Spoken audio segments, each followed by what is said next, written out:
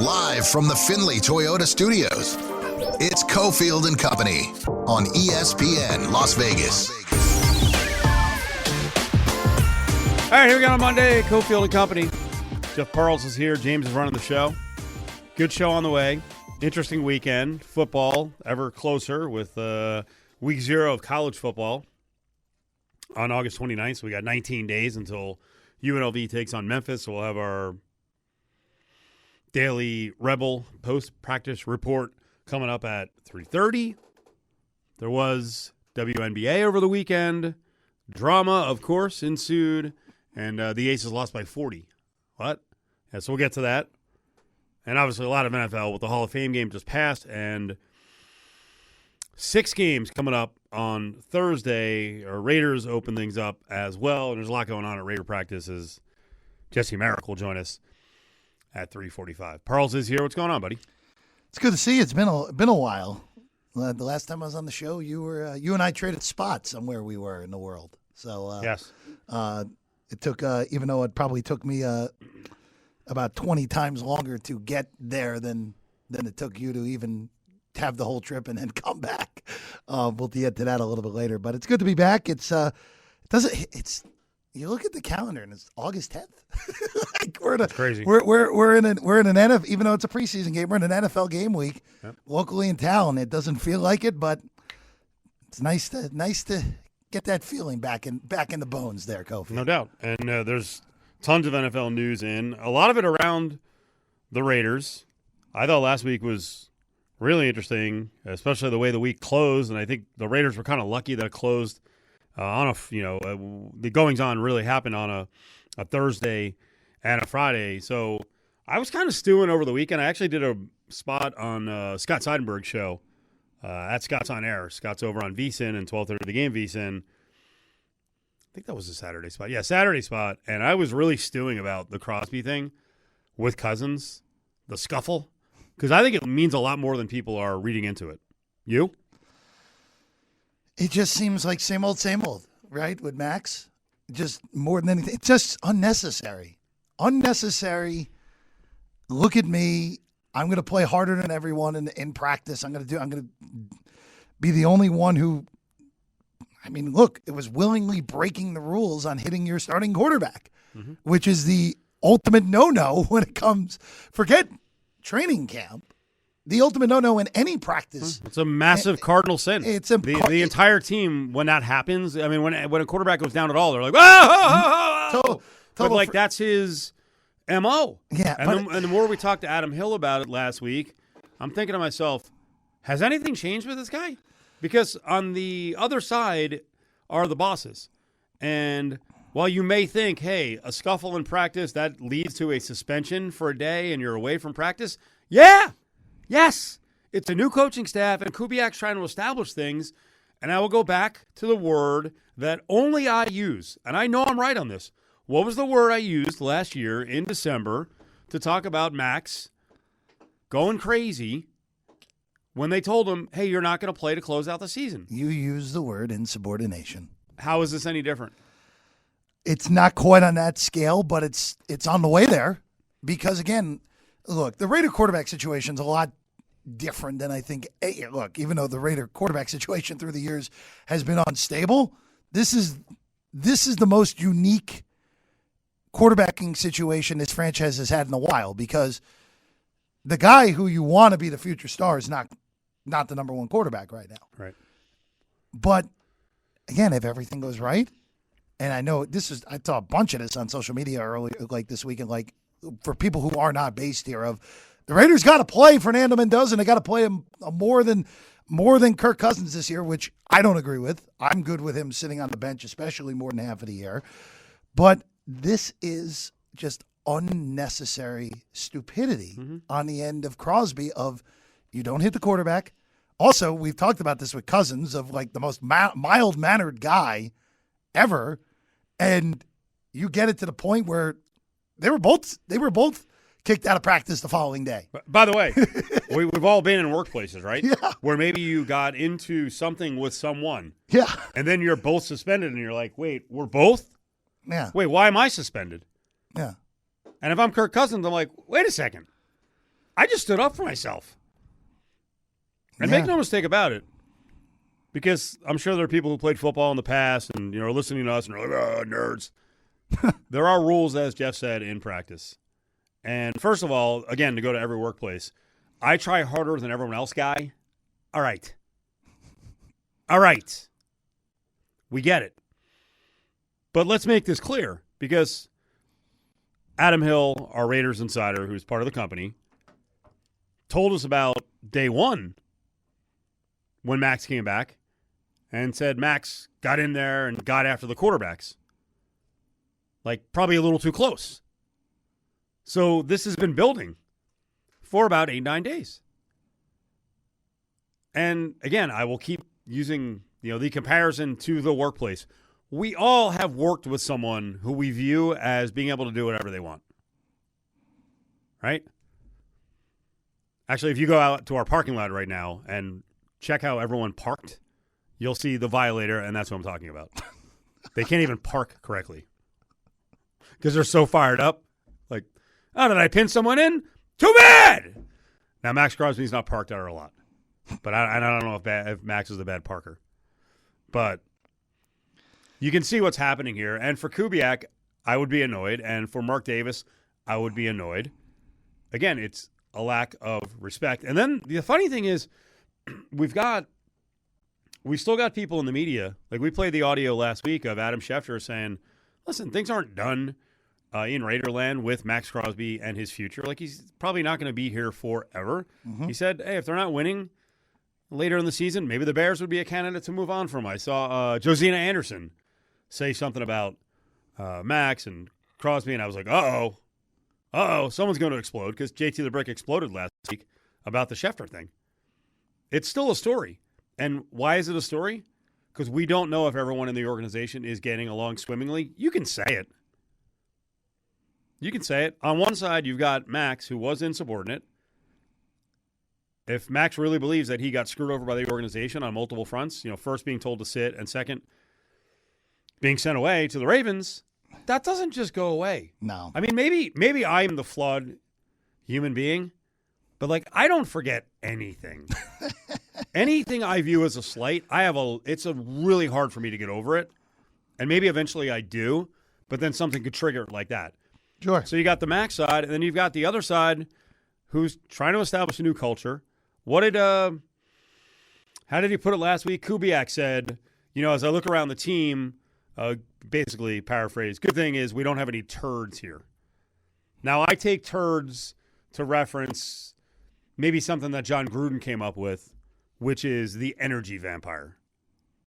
Right? Someone you're around and you're like, oh, God, just always bringing everyone down. I guess a turd would be maybe someone who does suck the energy out of the room, or someone who's just not working hard. Sure. He's trying to establish a culture. And it needs to be established because it's been a broken culture, right? They're not a winning football organization. No. And then it's something like this, which may seem little, but it represents so much more. Well, and I will say this, Cofield, and this just goes back to everything that's gone on with this franchise, really since they moved here, other than the one, let's call it what it was, the one accidental playoff appearance that came in what was such a dysfunctional year that, look, everyone who was on that team deserved credit to get them in the postseason. But look, I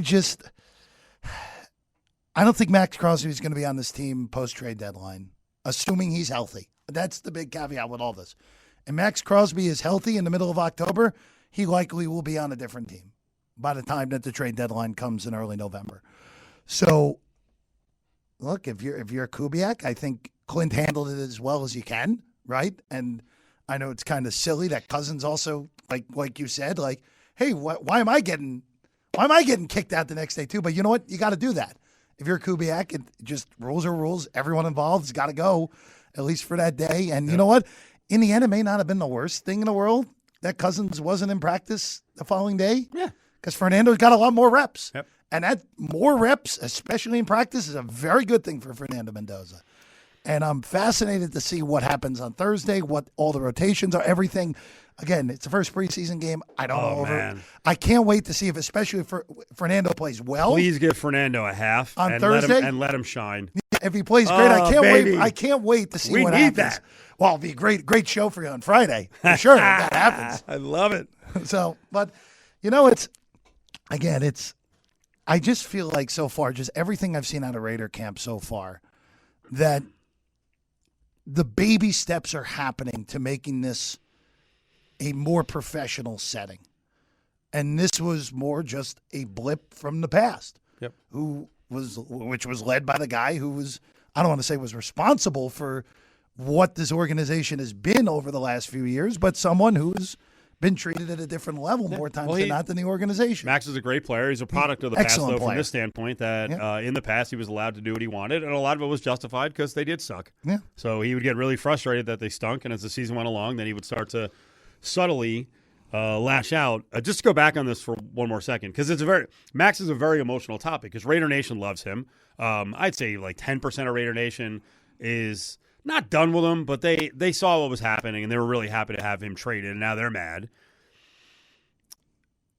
And when I talk about emotion, here's a point, and this is kind of random reference, but I saw some guys beefing in the media. It was one guy who does that Raiders report going at it with Michael Silver, and Silver's like, "You're a nobody. Who cares what your sources say?" And then the other guy was like, "I have sources that say everything's good with Max. It's all good." And you know what I thought back to? This is even before your time.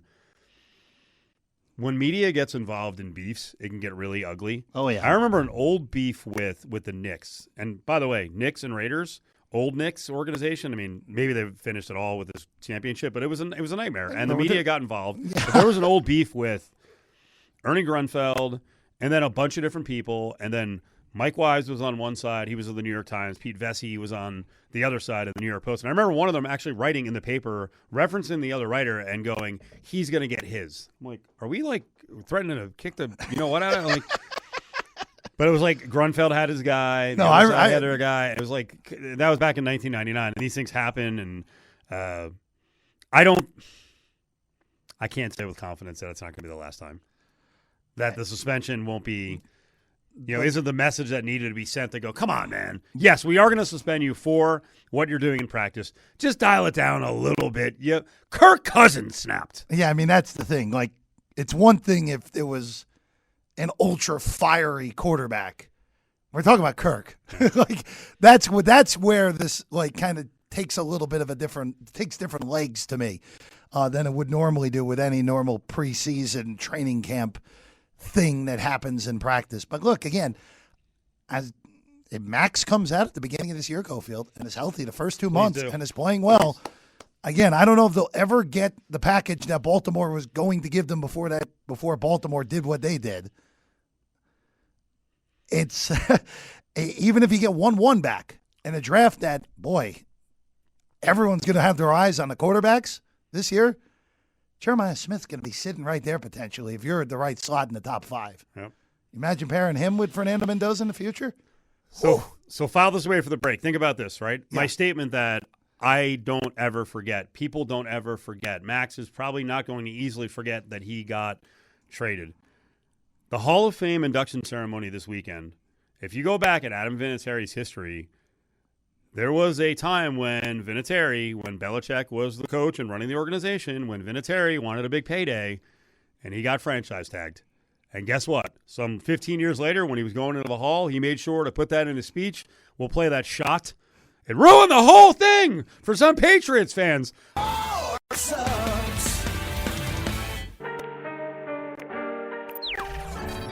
Now back to Cofield and Company on ESPN Las Vegas. There are people out there who they don't forget, man. They can't let it go. They can't let it go. And when you're the boss and you treat people like crap, and by the way, you followed up one more time by treating someone like crap, then don't be shocked when someone lashes out at you. And I know people took the Vinatieri conversation, some of his Hall of Fame speech, as, he's just joking around. No, I think he meant it. I think he meant it when he took a shot at Belichick. Remember Brady during the roast? How many shots he took at Belichick? Oh, yeah. Listen, there's going to be payback at some point. And Adam Vinatieri going into the Hall of Fame with Drew Brees and Larry Fitzgerald, and we'll have to get to Roger Craig. That was a very big deal. Vinatieri took a couple of shots at Belichick, and the crowd was kind of into it, but also kind of like, oh, okay, didn't expect this. I would repeat those last few statements about Coach Bill Belichick as well. Thank you for demanding excellence every single day. Your preparation, discipline, and attention to detail shaped far more than my football career.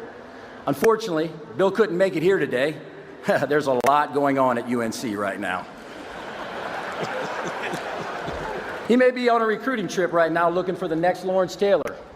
I thought it was because training camp had already started. But in truth, it's because he's judging his girlfriend's cheerleading competition. I mean, that's a low blow. But here's the thing. Belichick did not show up this weekend. For a guy who, how many Super Bowls were on that dude's foot? How many clutch kicks did he come up with? Not only in the big game, Jeff, but along the way where they could have been knocked out. Belichick doesn't show up. And I heard someone today, well, he's busy, he's a football coach, he's struggling in North Carolina. He can do whatever he wants. He can't take a day to go. Now, there's a couple things here. One, Belichick's going to do whatever he wants. Two, I guarantee Belichick is all sassed. And if he's not, we know Jordan is. All sassed about not making the Hall, which is a whole other topic we'll get to. But what a freaking louse. He can't show up for the guy. I hadn't put two and two together until I heard that shot at the Hall of Fame induction ceremony, because I saw a note earlier in the day that it was the Irsay family and the Colts who were going to present him. Adam Vinatieri? Yeah. That's who presented him? Yeah, not the Colts? Yeah. So Belichick, no show. Vinatieri's like, I'm going to take shots. I don't know if Kraft was there or not. But as I said before the break, listen, you can do whatever you want as an organization. But repeatedly, one thing that Belichick did with Vinatieri was not sign him to a long extension. And he franchise tagged the guy in 2002. He franchise tagged him in 2005. In 2006, he said, you know what? You're a free agent. See what you can get. And he got it. And he had a really good career with the Colts, but those things don't go away easily. And so I saw multiple people who were like, that's unbelievable. He gave that kid a chance. Had him on a great winning team. The disrespect for the coach. The coach is a scumbag. Okay? And if you don't believe that, some people do. Even guys who work for him are like, yeah, I don't like him. And I remember this, and this that he did to me.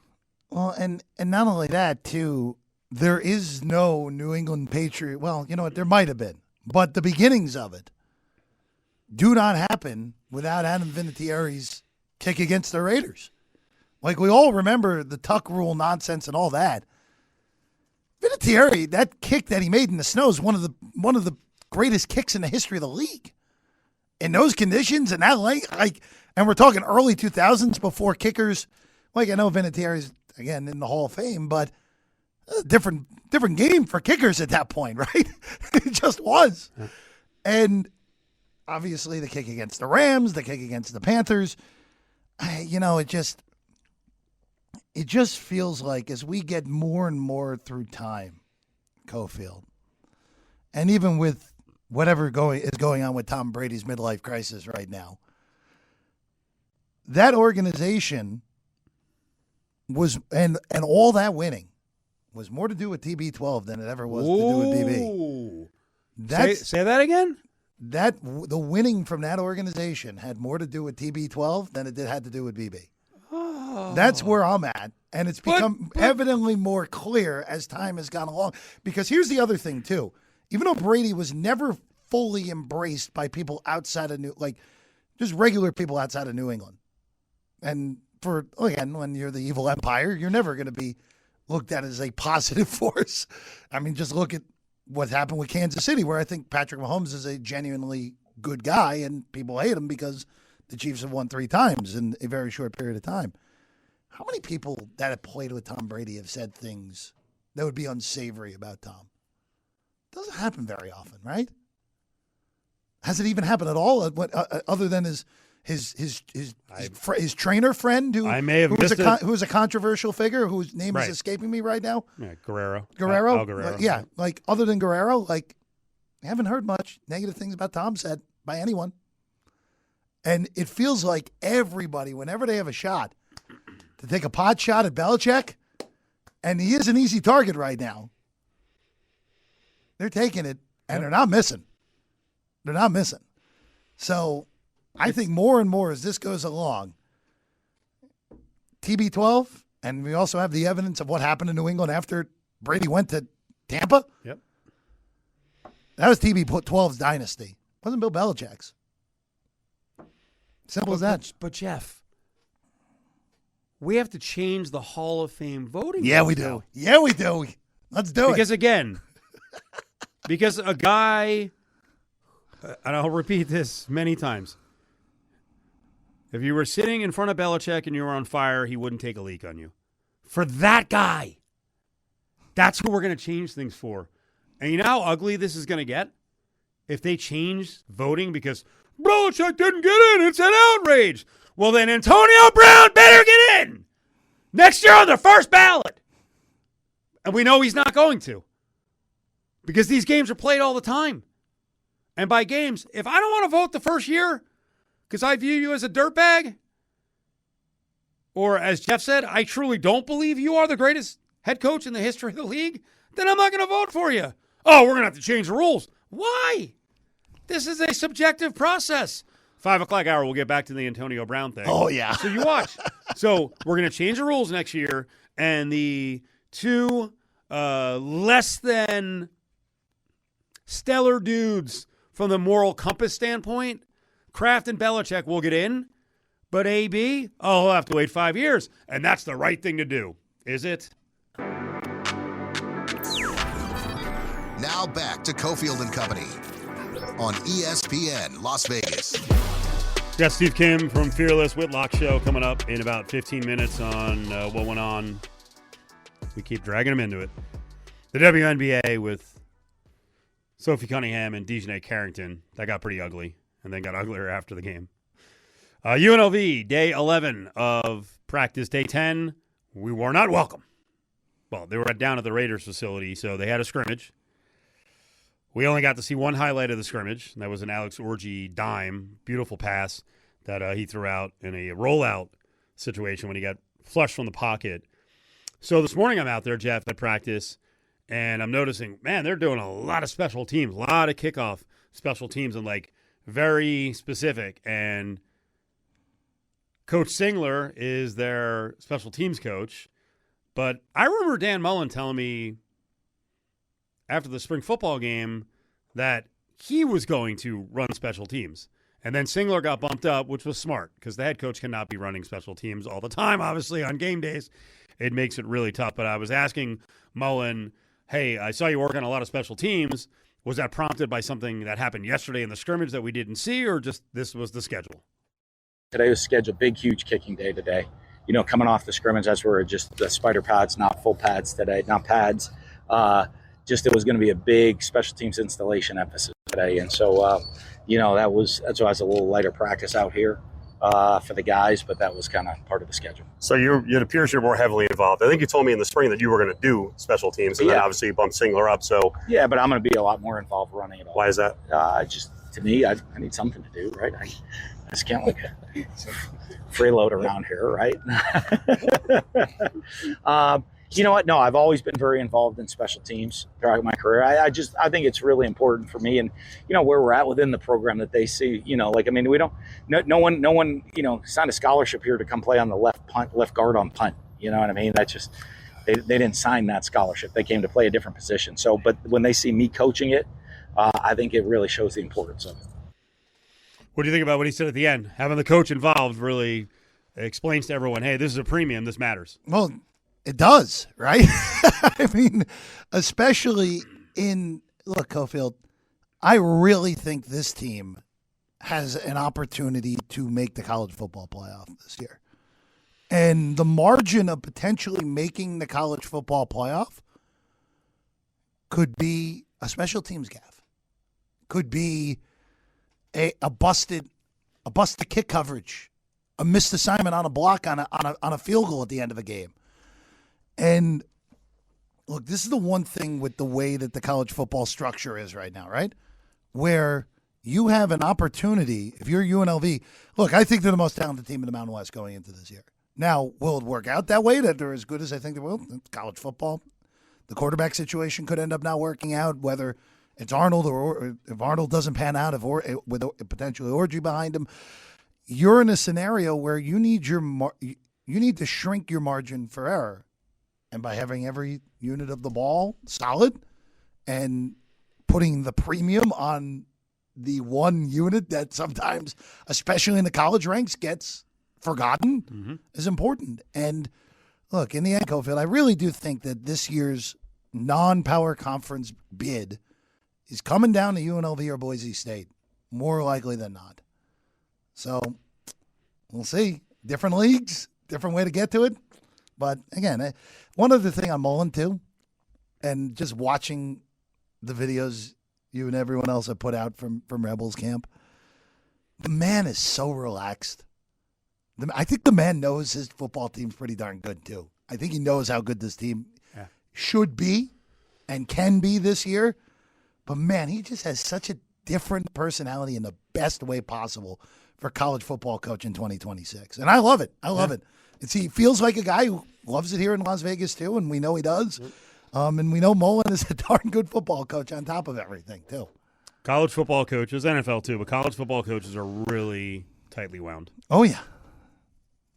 You can ask this guy anything. He does not care. There's not an ounce of insecurity. And I think a lot of coaches are driven by their insecurity, but not Mullen.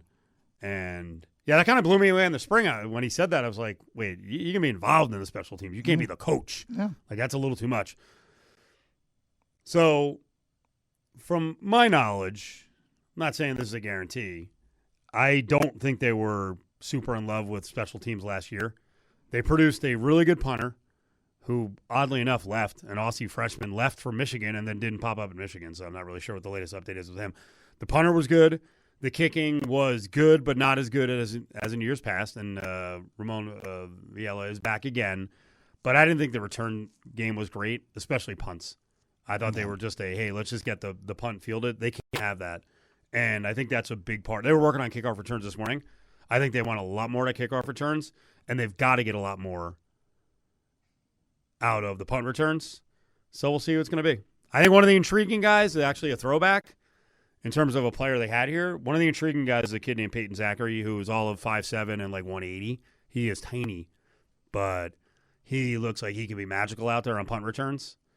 And just like James Shebest and Odom, made Jacob DeJesus into a star, maybe that was part of the reason. It's not maybe. That is part of the reason why Zachary was brought in from way down in Louisiana, is to get a lot more out of their special teams game. So Mullen working on it hard this morning with the kickoffs. I'm sure punts are coming the next couple of days, and we'll see if really. I mean, that's a third part of the team, and I still believe going back to Odom and Shebest days, those teams, had they not had the special teams, I mean, their freaking kick off, like, return starting field position versus the opposition was number one in the country. And those little things make a massive difference. We'll hear from Paul Gunther in the 5 o'clock hour, a little more on UNLV, and Caleb Herring, the former Rebel, at 5:25. It's Cofield and Company on ESPN Las Vegas.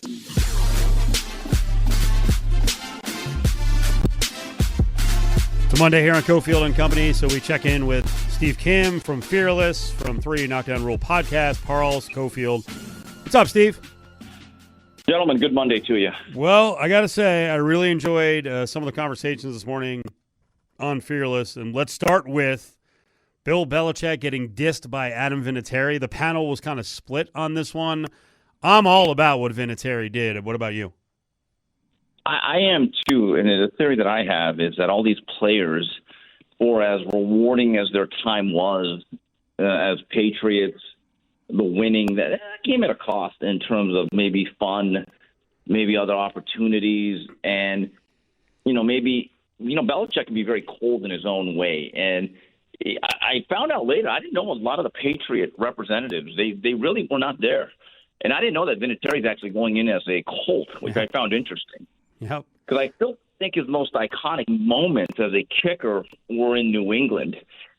And I think the underlying thing is this: Bill Belichick, what has happened the last, 4 years or 3 years, for as great as he is, and he makes an argument for being the greatest NFL head coach of all time, hasn't he become a bit of a punchline? Oh, there's an argument for greatest NFL coach of all time. Jeff, lay on Steve in the audience what you were saying 20 minutes ago about what you now think of the Patriots Brady era. Well, it was not the greatest coach of all time. It was the greatest quarterback of all time that is now, I'm not going to say fully responsible, Steve, but pretty darn close to what happened in New England all those years. That's where my brain has been drifting this last year plus. It's drifted even further over the last few weeks. Well, if you look at Bill Belichick's coaching record with and without Tom Brady, it's pretty damning. It really is. So if you were to say, Steve, based on what he has done without Tom Brady, you would say, hey, I don't put him as my number one coach. I think it's very hard to disagree with that, especially in light of the fact that Tom Brady post New England, right, since the separation, if you want to call it a divorce, Tom Brady, by all objective measures, as a quarterback, has been much more successful than Bill Belichick as a head coach at whatever level you want to say. So, look, there's certainly, when you win that many rings, you are the head coach, you get credit. But when you fall off the face of the earth without number 12, that's also pretty telling in itself. Steve Kim, Fearless, and Steve Kim 323 up on Twitter is with us. I think the most insulting part of the Belichick snub from a year ago is these morons are now looking to change the voting process because a couple of them are friends with Belichick. And another great cross-section of what happens with the Hall of Fame is, players and coaches sometimes have to wait because of stuff they did away from the game or around the game. If Belichick has to wait, so be it. If Kraft has to wait, so be it. If they change the rules to let those guys, if they change the rules to let those guys in, and then Antonio Brown's got to spend like 7 years waiting, what are we doing? Yeah, I don't understand that. I mean, the argument is Belichick or Brady more responsible for what took place in New England? I think it's always been kind of a unanimous feeling that both are going to be in the Hall of Fame. Certainly Tom Brady. That's going to be a 10-second discussion. As it relates to Belichick, the problem was the end of his run was a little bit it struggled, it was elongated, and now he's still coaching. That's the other thing. He's not officially retired, but I don't think there's anything wrong with the voting process as it relates to those two, because we have to be honest about it. For as much winning as the Patriots did, and they were the dynasty or the organization for the better part of 20 years, there was also scandal. That counts too. Deflategate, Spygate, all the gate. It matters. There were cheating scandals that you just mentioned. There may be evidence at some point that he was with this Jordan Hudson when she was like 17 or 18.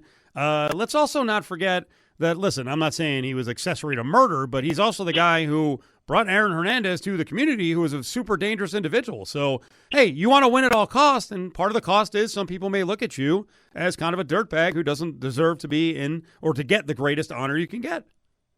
Yeah, I mean, I did not know that about Jordan, the age thing. I just assumed she was already a college student, but I haven't really investigated it that much.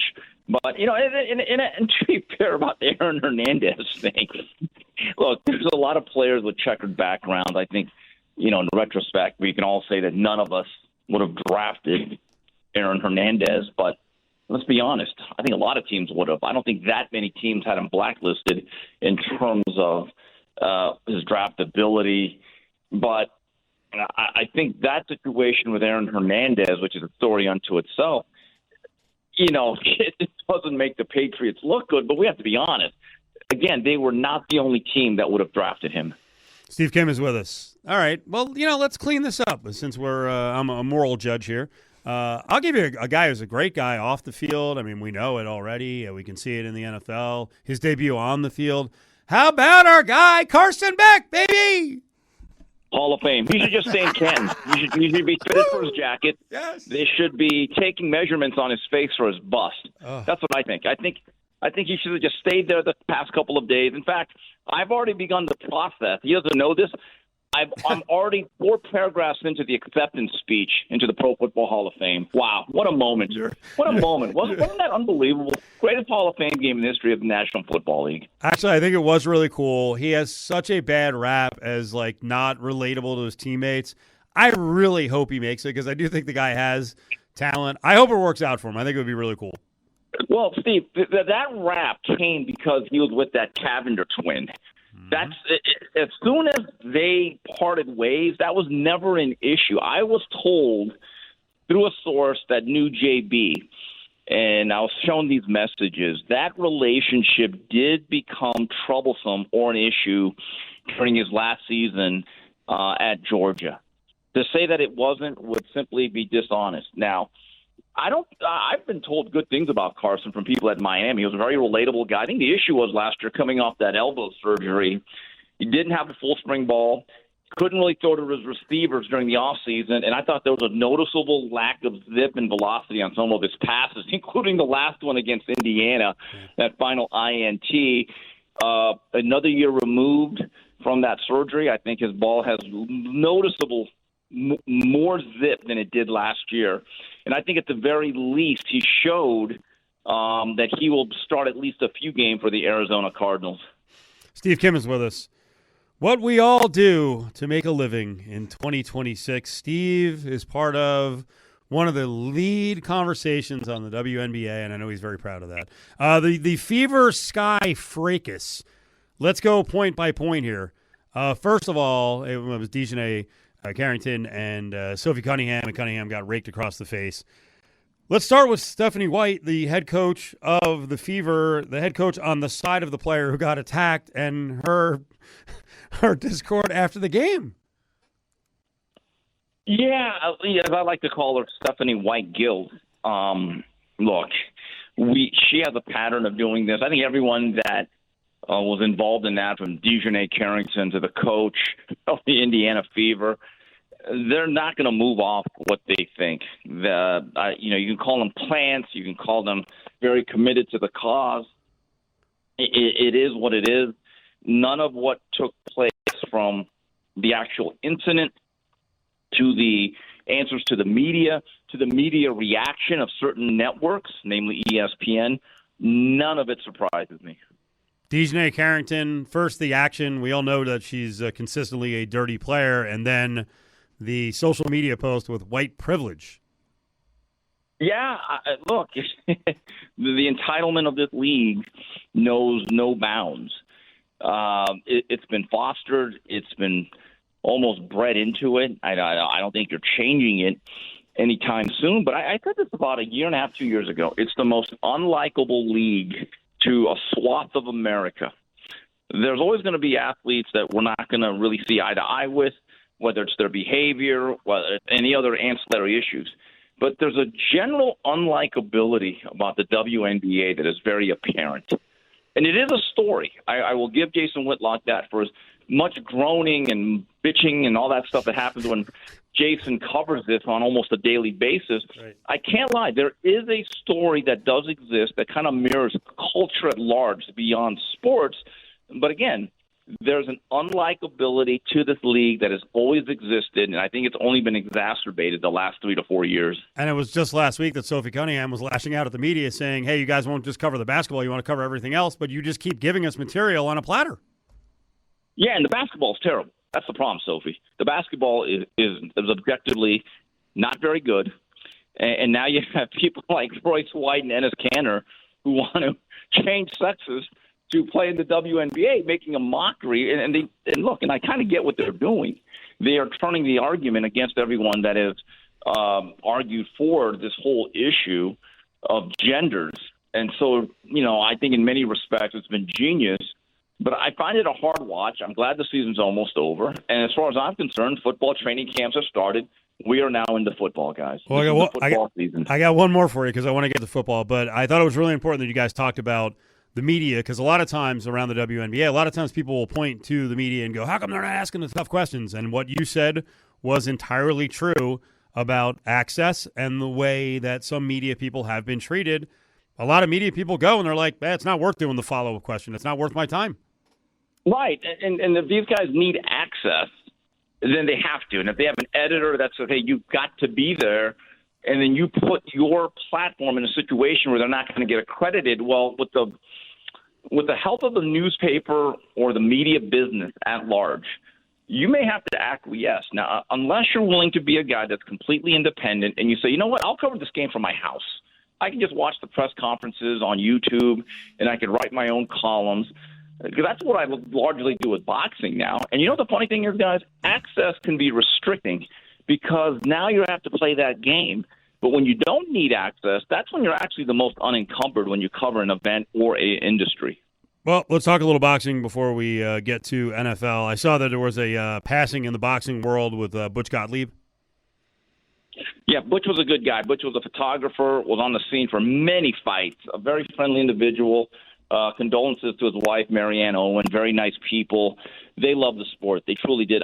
Look, we all do things for money, but I got the sense that they always really loved boxing and the boxers as much as anybody. And I know that he had been going through some ill health, and then I think it was yesterday or maybe Saturday that Marianne put up that social message that her husband had passed away. I didn't really know it was that dire. But Butch was a very solid individual.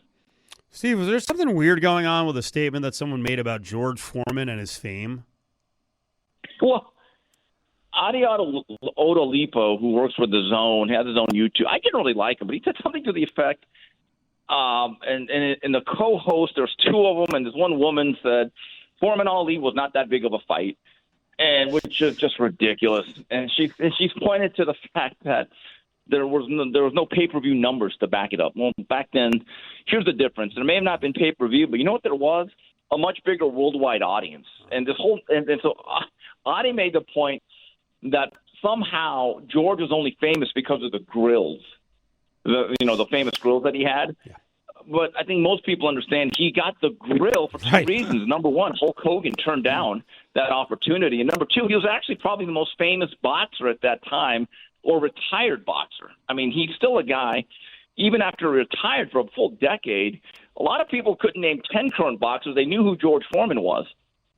So that right there, it showed either a lack of respect for the history or a lack of knowledge. And you guys can argue which one is worse. We got like 40 seconds left. Wasn't Ali Foreman, to my recollection, wasn't it one of the first like big closed circuit boxing matches? Yeah, that's what they did back then. Basically, there was no pay-per-view. You had to go to a theater, pay, $10, $15, and there'd be packed audiences all across the country. And then those fights back then were not only just replayed on, let's say, HBO or Showtime, they were replayed by ABC and hosted by Howard Cosell. So even the replays, guys, had much bigger audiences than what we've seen the last 20 years. Steve, you're the best, man. We appreciate it. Thank you. Thanks. There he is, Steve Kim, 3 Knockdown Rule Podcast. Steve Kim, 323 up on Twitter. Let's give away tickets to Guns N' Roses playing here this month at the Owl, August 22nd. If you do not win the tickets at Allegiant Stadium, you can go to Ticketmaster.com. But we got a pair of tickets right now. James will be giving them out for Guns N' Roses. The show is at Allegiant Stadium on August 22nd. Caller 7-364-1100, 364-1100. Caller 7 for the tickets to see Guns N' Roses. It's Cofield and Company on ESPN Las Vegas and ESPN Reno.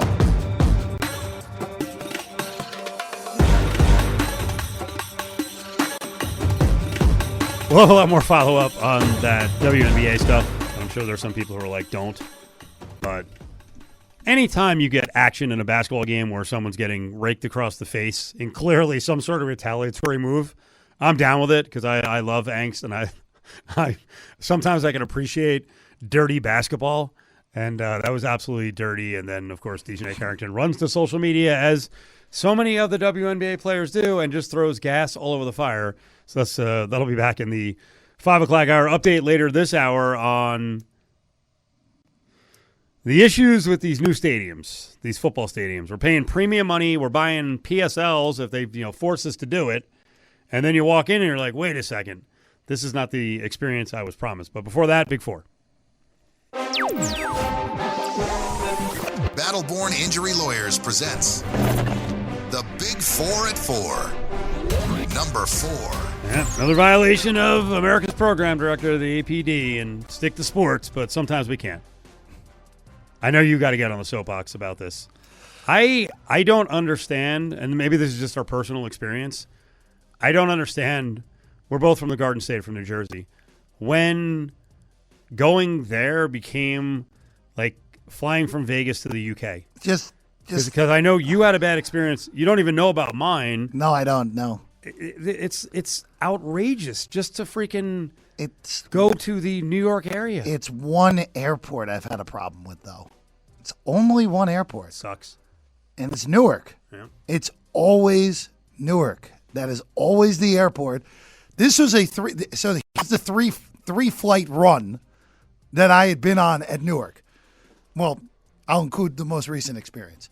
The first one got diverted to Harrisburg and ended up being on the plane for about 8.5 hours. The second one, coming back home from Newark, ended up being on the plane for about 8.5 hours because we sat on the tarmac. We were delayed 45 minutes. And then we sat on the tarmac for 2 hours because they weren't allowing flights to depart west, which basically knocks out everything in the U.S. except for the East Coast, which, okay, great. This one, now I will preface this. I actually, as ridiculous as it sounds, I actually got fortunate in it because I was proactive. I have a flight on Tuesday at 9:55 a.m. from Vegas to Newark. I get to the airport in my usual hour 10 before because not checking a bag, TSA pre-check. Get through. As soon as I get through security, flight's delayed an hour. Okay, no problem. I know the weather on the East Coast isn't the best that day, but delayed an hour, all right, fine. An hour becomes an hour 45, and then it becomes 3 hours and 3.5 hours. Once it hits 3.5 hours, I go up. I get in line because the line is getting extended because there are people missing connections. I hear the captain talk to the gate agent saying, all right, we're going to probably have a 2:15 p.m. wheels up. And once I hear the word probably, it's like, I'm getting off of this flight. I asked the gate agent, what do you think the chances are that we get off the ground at 2:15, just to see if they're honest with me. And they said, you know what, we'll probably get off the ground at 2:15, but it's anyone's, along the lines of, is anyone's guess where this plane will land tonight? Yeah. Which... By the way, we pay for this. Yeah, we are paying for this experience. Which, by the way, I'll credit the gate agent for being very honest. Very honest. Yeah, that's good. And I'm like, because I knew I had the recent, I got diverted thing, and I knew the weather was not great all day in the New York area that day I was flying. I was like, all right, get me on the last flight out of here tonight. Get me on the red eye. Get me on the red eye. I'll go on the red eye. No problem. Okay, no problem. Red eye flight's supposed to leave Vegas at 11:50 p.m. I go home, relax at home. At about 5 o'clock, I get a text from United. No shot. Flight's delayed until 12:50 a.m. Okay, that's fine. I get a text 30 minutes later. Your flight is less delayed. It's now leaving at 12:30. Oh, that's always cool. Okay, no problem. Not even 5 minutes later, I get the text. Your flight is delayed till 2:10 a.m. Wow. I'm like, nope. We're going on the app. We're getting off of this. I got on the 7 a.m. flight the next morning. No problems with the 7 a.m. flight. Landed Newark around 2:45 in the afternoon. Naturally, of course, the gate wasn't ready for us because, of course, it wasn't. We sit on the tarmac for about 20 minutes, get to the gate at scheduled arrival time. No problem. So it took me 20 hours and 40 minutes from when I was supposed to be in Newark to when I landed in Newark. That's crazy. The initial flight that I was supposed to be on, the one that I was on, got out. Yep. It did get out. But it spent the night in Pittsburgh and got in only 20 minutes before I got in. That's amazing. And I will say this. I know I mentioned United. It was not their fault. It was not their fault. It's just the nature of traveling to that airport, Newark Airport. I'm not doing it anymore. When the weather is not ideal. Yep. Even if it's just rain. Forget lightning or anything. This was just rain that knocked it out that day. So I made it. By the way, on the way back, I flew out of Kennedy. I was delayed 45 minutes. I was thrilled. I was thrilled. I was only delayed 45 minutes. Yeah. Ridiculous. My experience was almost exactly the same, except I didn't get off the flight. But I sat on the runway 3 hours both ways. Oh, God. And also landed in Scranton. Oh, great. So as you said that, I was like, yeah, I got I don't think I've ever been diverted. Ever. Yeah. I've never had to land somewhere, and the excuse was like, oh, we have to fuel up. I'm like, that's not why. But you realize, Like it for the airlines, this is a bonus because where do we go? I told you guys, all these people who mocked on Spirit going down, the small airlines going under and not being saved, that's not good for us. No, it's hard. Because the airports don't care. The customer Yeah. satisfaction of the airlines, they don't care. The other one, the one that started charging for bags now, that's a freaking nightmare. One of my flights back on another trip, and I'll mention them on Southwest, are like, we ran out of room in the overheads. Yeah, you got to check your bag, because, I don't know, we're in the last 5 rows. We check the bags, the carry-ons. We walk in. There's 2 bins completely empty. Yep, that's and even my significant other who does not get mad at anything, she's like, now I'm kind of peeved. I'm like, well, there's nothing we can do about it now anyway. But that's this whole thing has gone to hell. Travel stinks. You're 100% right for Spirit going under because that was the only other route that existed from Vegas to Newark. And now it's that was an S show too. But at least these people could go, I'm not going to pay anything for it. Yeah. At least compete. We need competition. Number 3. Now, there are times, I forget who I saw last week, who would have reacted to your story and been like, all right, enough. We don't want to hear travel complaints. Although Peter King loves that. I used to drive me nuts that Peter King still probably puts it in his Monday morning quarterback thing. There are times on social media when I see people complaining about a place that because of the bot world now, I almost think it's a work in reverse. Yeah. So you finally got to go to a place locally, the pastrami joint out of Southern California, The Hat. Yeah. And I read so many complaints about that place that it got to a point where I read a long one. Like someone, this is why it didn't seem believable. Someone took the time to write 14 paragraphs. Yeah, like what are we doing? On the experience. And I'm like, I think the business wrote this themselves. Yeah. Like it just circles on itself. And because there is something strange with people where they're like, well, it can't be that bad. Let me go and try it. I don't think that's why you went and tried it. No, I went because you just love food. I went because I wanted pastrami that day. Yeah. And I was like, you know what? I'm driving. I wanted pastrami. I wanted pastrami. I was driving. Look, I had a appointment in Henderson, and I was driving back on the 215, and got off at Rainbow, and I was like, oh, it's right there. And you know what? Pastrami dip. I had some gravy fries. Tried them again at a different point with some cheese on it. Tried to make it like a New Jersey disco fry. I'd have a little tweaking in my order that I have to do next time I go there. It was good. It was good. It was not worth people freaking out either direction on social media for 2 months about it. But it was, look, I was pleased.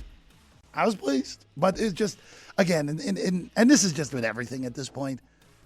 And it's just another reminder of, guys, if you're spending all your time on social media during the days, you're missing out on a lot of things in this life. Yes. You're missing out on a lot of things. Oh, Jeff, as an example, Jeff and I, when we go to break, my first thought is, hey, man, I got some gravy fries on my phone that I got to show you. Yeah, there we go. Perfect. Please, during the next break, let's do it. That's really not a better alternative. That's better than the social media alternative for some things, Cofield.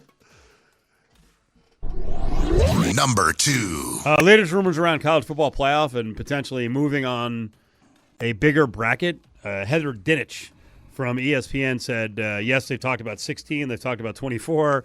Now, the last couple of days, this has been floated to a bunch of college football people. 20 teams. Okay. 20 teams.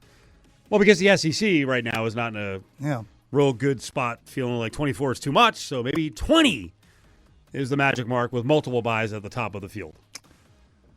All right. I'm going to go back to what I said a few months ago. Go to 16 first, okay? Go to 16 first, because realistically speaking, the 1, the 2, and the 3 seed will likely have games they will be able to handle easily at home. You give them a free home game. Everyone's happy there. If you want to put more teams in, just go straight to 10, 24. Just don't do a number that makes no sense with bracketing. 20 makes no sense with bracketing, Cofield. It makes no sense.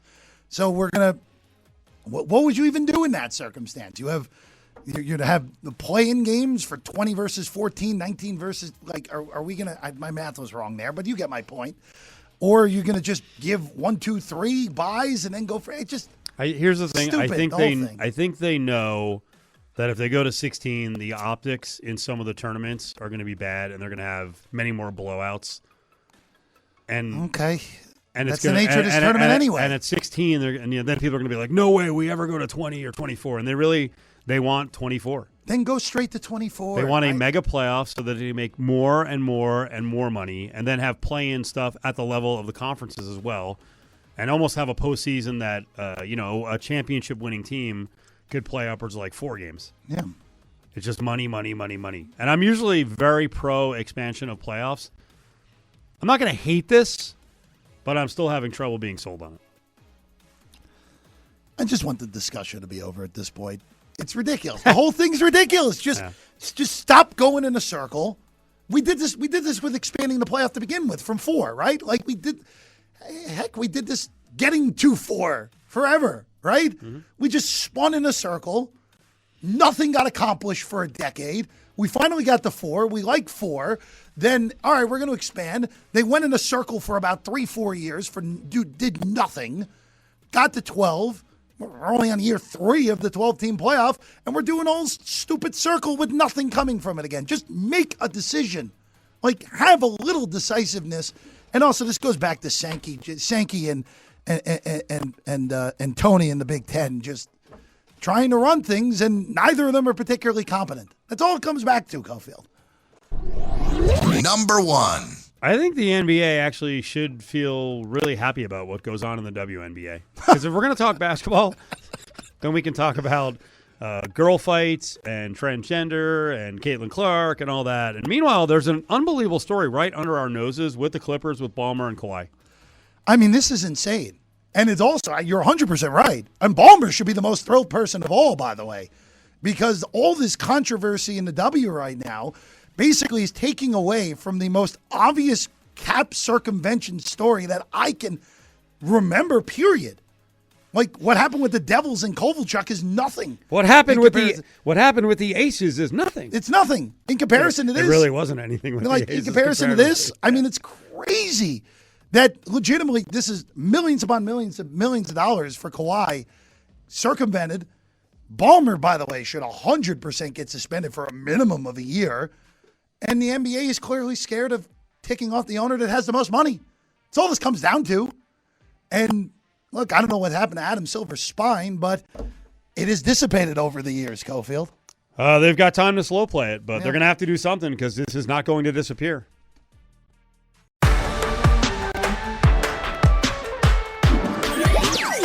It's Cofield and Company on ESPN Las Vegas and ESPN Reno. So I want to get to our A's spotlight. We usually do it around this time each day. And believe it or not, the A's actually took on a freaking red-hot Red Sox team and more than held their own. So we'll get to that in a couple minutes. But we do need to finish up on Kawhi Leonard and Ballmer and the Clippers and circumventing the salary cap. Explain to people, I mean, as exact as you can do, what was the work here? How did they actually circumvent the cap? What were they caught doing? Well, it has to do with a company called Daktronics, Cofield, which I think if anyone's ever seen a scoreboard, pretty much anywhere, it's built by Daktronics. So that big Halo thing that's now at Intuit Dome was built by them. And you had the initial one, that green banking company that Kawhi had the sponsorship deal with that fell apart, which was really just more than anything a phony business. Oh my God. But there was a way that the Clippers were paying Daktronics, and then the money was going back to Kawhi. So this is high-end money laundering, for lack of a better phrase. I mean, you can't based off the reporting. That's high-end money laundering. You can't feign ignorance. Yeah, you can't. Like, we had no idea. No. Unless they're going to throw Daktronics under the bus. No, which I doesn't. Like they made their own secret deal with Kawhi. I had no idea. I don't think that's plausible based off the reporting. Yeah. But look, for me, I don't think there's any doubt. Kawhi's one simple. The Kawhi portion of this is simple. You void his contract, and you suspend him for however long the union is willing to go along with it, which will probably be 25 games. No. You think? You think? I was thinking it was like 10 games. Now, a quarter of a season, I think, is fair. Look, I initially put in when I was sending the topic over to you earlier, I was saying half a season. I'm like, the union's never going to go for that. But let's say you suspend Kawhi 10 to 25 games, okay? Something in that pocket. And then he goes to Toronto as a free agent or wherever as a free agent, and it's fine. But Ballmer is the richest owner in the NBA, right? And he built this palace for the Clippers with using his own money, too. And the league office is clearly scared of the amount of money that Ballmer has in ticking him off. But you have to suspend him for a lengthy period of time, right? Whether that is, I think you have to start at a full season, right? Because none of this happens without his knowledge. It has to start at a full season. Now, do I anticipate that Adam Silver and the league will get this right? No, I don't. But Ballmer's got to get suspended. He got to get suspended for a long time, assuming this is all true. And I think there's no reason to think it isn't based off of the amount of reporting that has gone into this, where, again, this all started about a year ago when Pablo Torre had the initial thing. And then this is, again, Pablo Torre was the one who had this report a few days ago. This is sort of funny considering the fact that they had to rip the team away from freaking Sterling, and then Ballmer comes in, and it's not the same stuff at all. But now the next guy comes in and is breaking major rules, salary cap circumvention. Oh, look, it's I don't think Ballmer. Look, Sterling was obviously an awful human being, any which way you could slice it. Ballmer's just. I'm sure, and look, I don't know anything, but when you're worth as much as Ballmer is, you usually can find a way to have your problems be fixed, the lack of a better way to put it. I'm sure he thought he was going to be able to get away with this. There's no way he didn't think he was going to be able to get away with this. And again, look, we'll see what the league's investigation pops up, but boy, it's quite the mess. It always seems like the Clippers, doesn't matter what era it is, always find a way into this sort of mess, right? Right, Steve? Just some franchises just can't get out of their own way, and this is at least an entertaining way to find your way into trouble, right, Cofield? Goodness. Well, some organizations always find themselves in a mess. It's an easy segue to what the A's have been in recent years. Mm-hmm. And they got us fired up because they got out to a good start through 85 games, and then they just fell apart. This weekend, entering a series against the Red Sox, having lost 12 straight series. The organization hadn't done that in 110 years. Yeah. Needless to say, there's a lot of organizations that haven't even been around 110 years. You're talking about a lot of history with A's baseball. They'd never done it before. Red Sox entered the series having won 9 series in a row. Won 9 series in a row, right?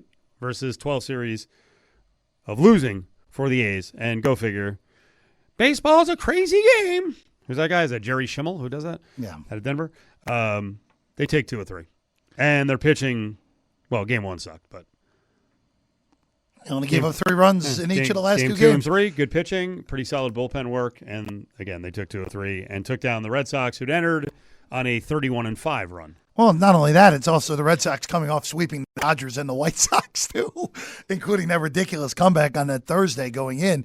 But look, baseball's going to baseball. The rest of this season for the A's is I would love to see Leo DeVries up in September. I don't think it's going to happen.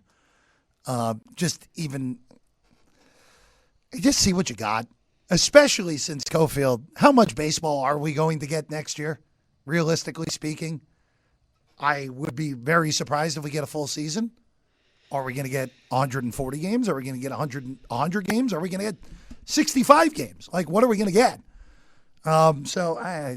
It's what an aggravating season this has really turned into, because everything is still for the taking in the AL West. The AL stinks. The AL has 3 reasonable teams in it, and they're all in the same division. They're all in the same division. And the Red Sox were awful up until this insane run they're on in the last 6 weeks.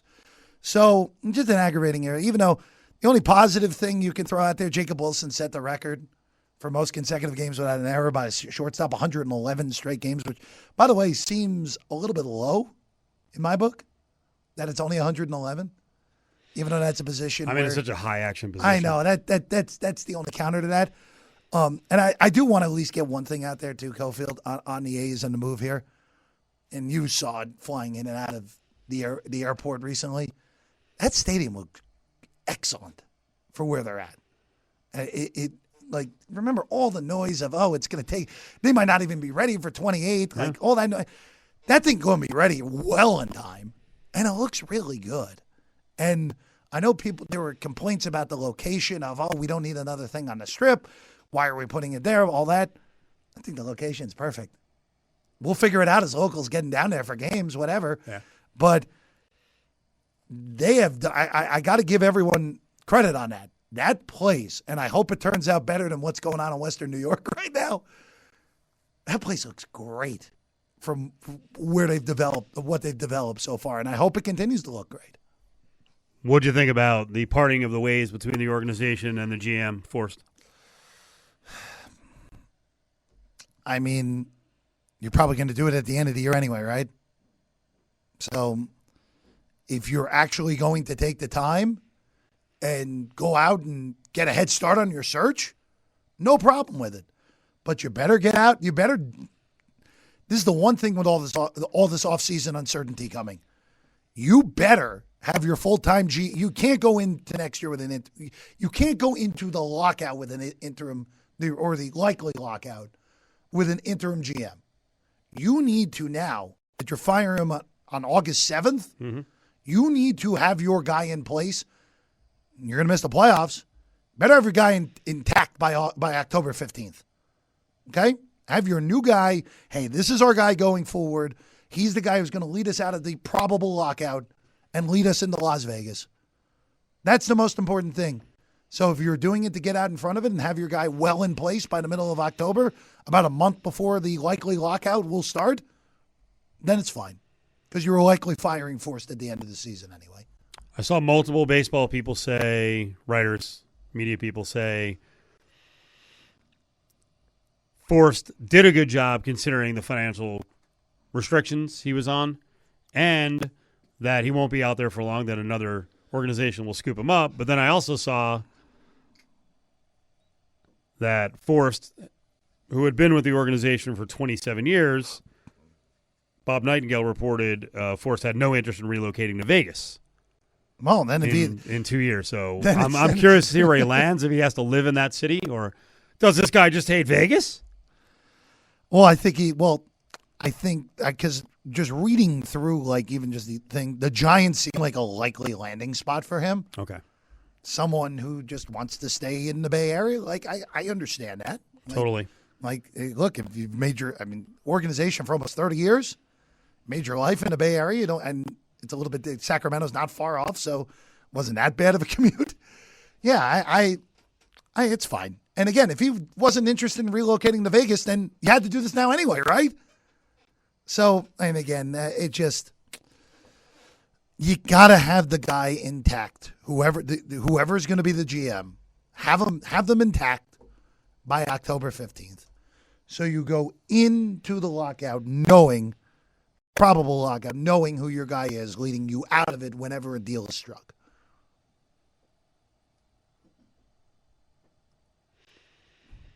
(364-1100) 702-364-1100 is the text line. We're doing our final week of the Summer of Fun, 8 trips in 8 weeks. It's your chance to go on one of these great America 250 trips. This week's trip is to Hawaii. You can go to Hawaii, or you can just take the cash. But you got to text in the keyword, 364-1100, 364-1100, caller 7.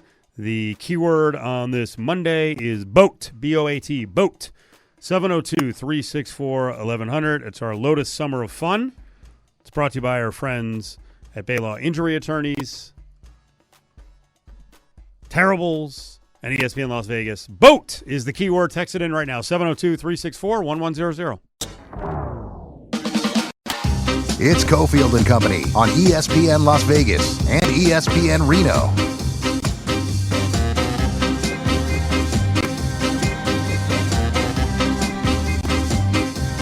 Halfway point of the show, Cofield and Company. This hour is brought to you by Battleborn Injury Lawyers. 766-1400 is the number. In the north, because we're on ESPN Reno every day from 4 to 5, 775-766-1400. When you have an issue, you got a case, you want to talk it over, Matt Hoffman, Justin Watkins, the folks to call on the fine team at Battleborn Injury Lawyers. It's Parles, it's Cofield. James is here as well. I hope people have learned this, that the more you get inundated on social media, which can be a great news source and brings the world closer together, it can also be a very toxic place. But there's a lot of fake stuff out there, an agenda-driven post. And when I first looked at some of the photos that were coming out of the Bills' new stadium, I thought to myself, well, this has to be fake in some way. And then I noticed one of the views, because there's a lot of obstructed views. One of the views, like you look across from one side of the stadium to the other, and I was looking at the roof, and I'm like, well, that's not even the Bills stadium, because they have a massive roof that covers like almost the entire crowd from the weather. And then I realized, wait, no, that is the stadium. What happened to that roof? That's the first thing that I noticed. I thought this was supposed to be one of these revolutionary, new-fangled NFL stadiums that are like soccer stadiums in the UK or maybe in Germany, maybe the stadium, whatever. I can't remember if you got in that stadium or not. But it's supposed to be like right? The one that I went to in London, the one where they play all the international NFL games, like Tottenham, where like you are guarded from the elements. The field is exposed. Yes, the field's exposed. So you still get your snow if that's what you like, and the field's all heated. But I was like, okay, first of all, that doesn't even look like the stadium, and then the visuals around the stadium, holy crap!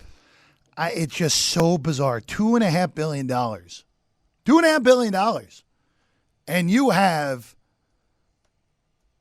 horribly obstructed, that's like college stadiums that were built in the 1940s level nonsense. Some of the obstructed views. I mean, the one where the press box or the luxury suites are obviously jutting out. It's just mind-boggling that you could have screwed that up that badly. You can't see the right side of the field from the 20 on down all the way probably to the left side of the field, hash marks if you're looking at it. Yeah. Nothing. Nothing. And end zones blocked out. Then the other one is seats that are premium seats, like front row of a section as you move upstairs. These stupid plexiglasses in front of you. You're like watching the game underneath some rail and then glass. That's insane. It's insane that they messed this up this badly. And look, the other thing, too, the scoreboards look awful. They look awful. Very small. They look tiny. They look like they're out of 1999. It's so bizarre. And look, the Ralph was old. It was falling apart. It still had plenty of troughs, which is kind of the telltale sign of an old stadium. Is that right? Oh, yeah. They still have the P troughs? Yeah. At the Ralph? Yeah, absolutely. Where was the last stadium I was at that had that? It didn't even have the troughs. It just had the whole wall was you just nail your pee against the wall and pee all over each other. I'm like, what animals want to go in this? But the truffers are tough. The pea troughs. Yeah, but it just I'm mispronouncing them intentionally. I forget. I know someone back in the day used to call them troughs. The truffers. It's just unbelievable to me. And the canopy, that is a huge screw up. Where is it? It's supposed to cover most of the fans. That's actually, to me, even more so than the obstructed view nonsense. That is a gigantic screw up. Is it a screw up or just a lie? Well, that could also be. That's the other word that came up a lot. Yeah, they weren't telling the truth. I bought these seats. This was the seat I was shown. I had some concern about a potential obstructed view. They said will not be an issue. Well, that will be a question for Justin next time we see him as well, with the PSLs. But it's unbelievable. Also, I have to get this out there because I saw this on social media, but I don't remember who it was. Those gray Nickel City jerseys Buffalo have are the worst jerseys I think I've ever seen, and they look exactly like a Diet Pepsi can. And the Diet Pepsi can is not a bad looking can of soda. It's just awful. Stop changing the uniforms just to make money. Yeah. It doesn't always have to be a new look. It's Cofield and Company on ESPN Las Vegas and ESPN Reno. All right, I'm warning everyone. I'm going to say something really stupid here to just kind of get to a point. Do you think any part of the Raiders' hire of QB coach Mike Sullivan had to do with the fact that he's really good with the media? And they knew he'd have to talk about Mendoza a lot? Okay, I know it's not the case, but he is actually very good. In our update, Doug was playing some bites there of Mike Sullivan, and he's very open to answering questions, and people want to know. People want to know. You don't want this Mendoza process, cloaked in secrecy. Jesse Merrick is out there just about every day covering the Raiders for the Silver and Black. I just forgot the name of the site. Give us the name of the site again. No worries. SilverandBlackSportsNetwork.com. There it is. Jesse SBSN up on Twitter. Will you back me up on? I don't think they hired Sullivan because he's good with the media, but he is very good. Yeah. Oh no, he's awesome. I mean, he goes into like great detail. I mean, obviously he's not going to give away scheme or anything like that, but like he gives you quality answers and like actually thinks about them before he responds, rather than just like regurgitating coach speak over and over again. Which I've covered coaches in the past that don't do that, and so it's kind of refreshing. And even just talking with him about the mental side with Mendoza, like he dove into some really, really good stuff. So yeah, great hire in terms of like guy behind the mic for sure. I can't complain about that as a media member. So I want to go back to what happened late last week with Crosby and Kirk. And, well, I want you to tell us what happened, but I was making the point at the open of the show that this has been happening. This has been building now since they came back and Max wanted to go 5,000 miles an hour from the get-go. Am I wrong on that he's been getting real close to the quarterbacks and sometimes maybe over the line with the quarterbacks before this? Yeah, I mean, Max always kind of does that. It's been a thing for him at practice, but like also too, it's not one of those things that's that surprising given like how he plays the game. And I had the thought about it, and I was kind of going back and forth on it today, and like, I think it's good to a point where like you're there, like in practice, the quarterbacks don't get hit, and obviously they shouldn't get hit, but like still somewhat simulating a live rep. Now, obviously, the whole reason why it all started was a buildup of, like Kurt alluded to it in the very beginning when we spoke to him about, like, you always feel 98, and he was like, I hope he respects the red jersey. So there was that comment that maybe carries a bit more weight now after the fact. I don't think he meant anything by that, but just now you're like, oh, but what happened essentially, so that day was, God, what was that now? Friday, if I remember right, that it actually went down. And so on one particular play, Kirk was looking downfield. I don't remember the receiver that he was looking for, but he threw it, and it looked like Max hit his arm. It got picked by Jeremy Chin, and Kirk was like kind of hollering at Max, like, hey, man, like, don't – and we couldn't hear him, like, so I'm just kind of relaying what it seemed like. It looked like he was pointing to his arm saying, like, hey, like, you hit my arm, that's not okay type of thing. And Max was like a mea culpa, hand on his chest, like, hey, my bad, put his hands up, was like, I'm sorry, man. And then it happened again later in that practice, and that's when Kirk lost it. And again, Max pushes the envelope. And today, when they were back out there, what I noticed, and it wasn't something that I don't vividly remember not seeing before, but it just stuck out more, maybe because of the fight and everything.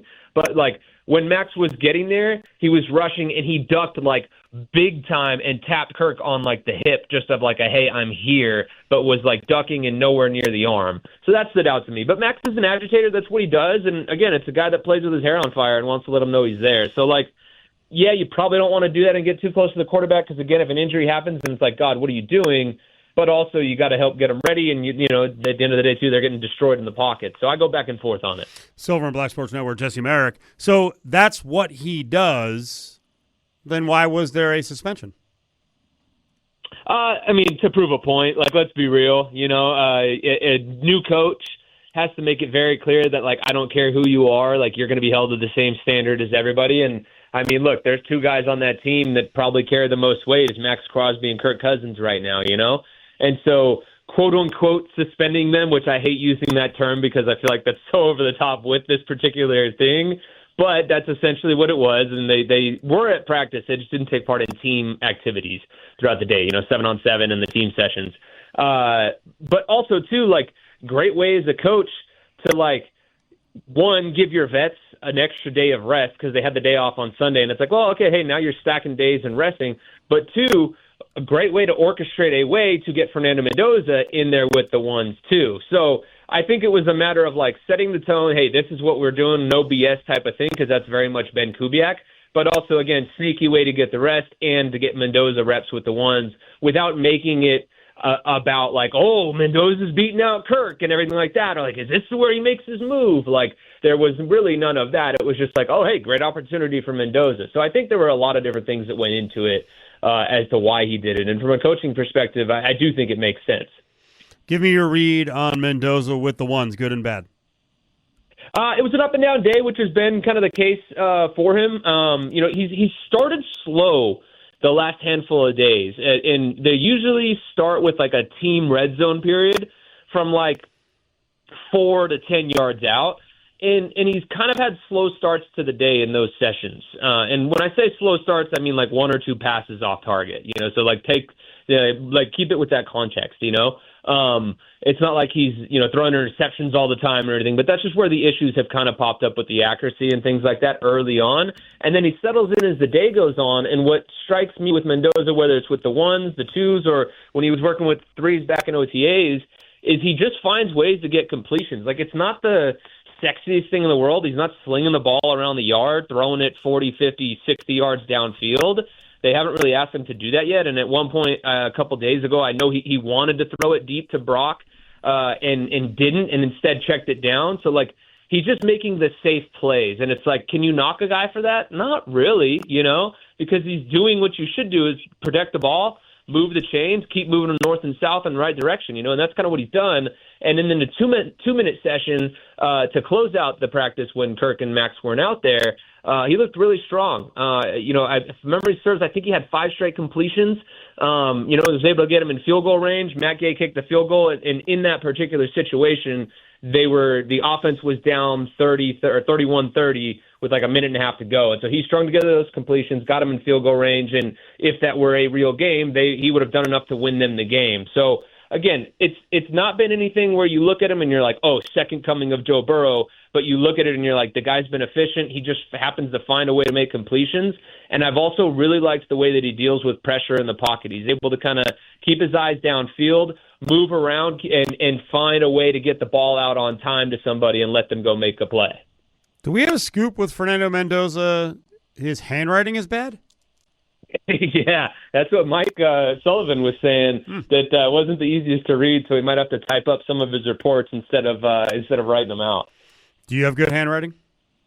When I want to, like if you guys could look at my camp notebook, like when we're going play to play, you wouldn't be able to read it. It'd be worse than a doctor writing prescriptions. But like if I actually take the time and I'm sitting there concentrating on it, I think it's beautiful handwriting. But so I would say probably 90% of the time, not great handwriting. The 10% of the time when I take the time to do it right, it's actually good. I think even when I concentrate, I've lost it.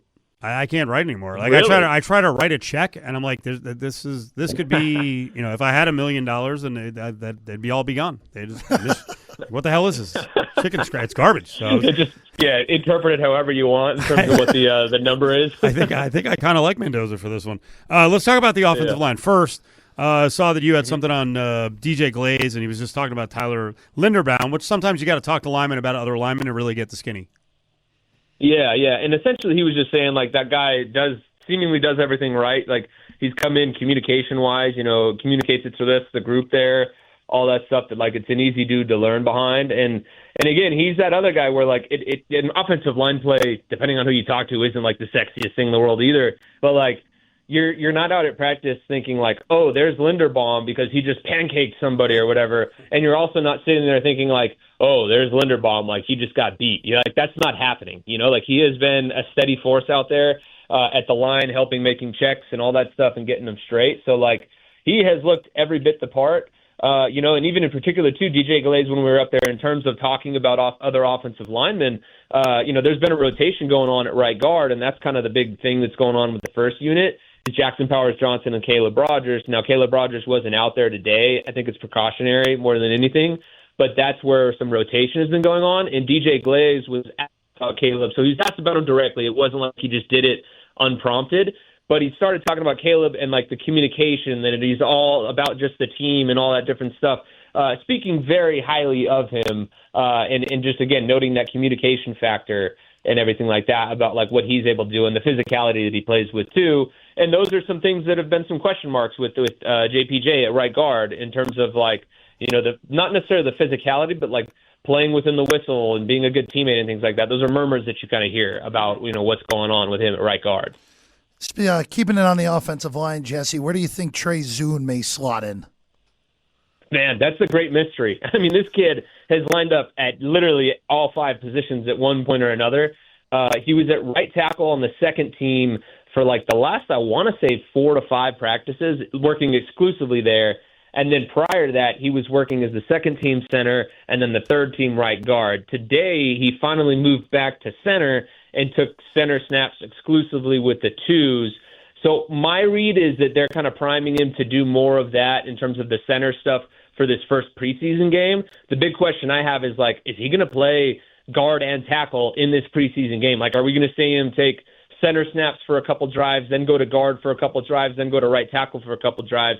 As a rookie, that's insane to throw that at a guy, and just shows you how much they trust him. I think when it's all said and done, I think he translates as their backup, like, oh my God, the sky is falling, start center. Like, if for whatever reason Tyler Linderbaum were to not be out there because of an injury or something, then you probably turn to Trey Zune, because outside of him, it's Will Putnam and Jordan Meredith, and those are things Raiders fans don't want to see. And honestly, I don't think those would be great options. So I think Trey Zune would probably be the primary backup at center, but probably has a better chance at competing for a starting role as a guard. That's where I would imagine he goes. But again, I'm wondering, just because with how long they had him at right tackle, if at some point we see some rotation between DJ Glaze and him, and does that turn into a real competition? I don't know that it will. It seems like the staff trusts DJ and likes him. And again, the only rotation we've seen has been at right guard. All the other ones seem like they're pretty solid, but I still also have to go back to the fact that today was just the 5th day that they practiced in full pads, so still not a massive sample size. So my gut tells me he's a right guard predominantly, and then could fill in at the other spots in case of injuries. Jesse, what's going on with the defensive backfield right now? Yeah, that one's interesting. I mean, that honestly has probably been one of the top stories of camp, of Hezekiah Massis, the 5th-round pick out of Cal, emerging as like a legit competitor in this battle for the starting spot opposite of Eric Stokes. I think we all thought that it was going to be Jermod McCoy, the pick number 1 of the 4th round, that everybody said was a top 10, top 7 type of talent at the cornerback position, just had injury concerns and had missed a year of football. He's been slow to kind of come along because they're bringing him along slowly to make sure that he's acclimated to football after having a year off. And in that time, Hezekiah Massis has flashed in a big way. He's shown awesome coverage skills. He's been in the face of everybody. Like, even when he has passes completed against him, he's right there. I've seen him cover Brock Bowers plenty of times. He has been right there, and Brock comes down with the catch because it's Kirk Cousins and Brock Bowers, and Brock has done that to everybody at camp. But he's competing, and he always seems to be in the right position. He's got really good play speed, and he can turn his hips and run with just about anybody out there. Like, I've been impressed with that. So he is a fascinating guy to watch. Again, the big thing with him is he's a lighter dude. Tackling, how is that going to translate into the preseason? He actually was at the podium today and even said he's ready to show people he can tackle, because he knows that narrative is out there. If he can tackle, this kid's going to be an interesting one. He also too was lining up in the slot as well recently. That's not something we've seen. So that's another wrinkle that could be thrown out there, where maybe he gets some snaps in the slot, opens some other doors of him to get on the field too. Jesse, we're up against it. Thank you. Yes, sir. Thanks, guys. Live from the Findlay Toyota Studios, it's Cofield and Company on ESPN Las Vegas.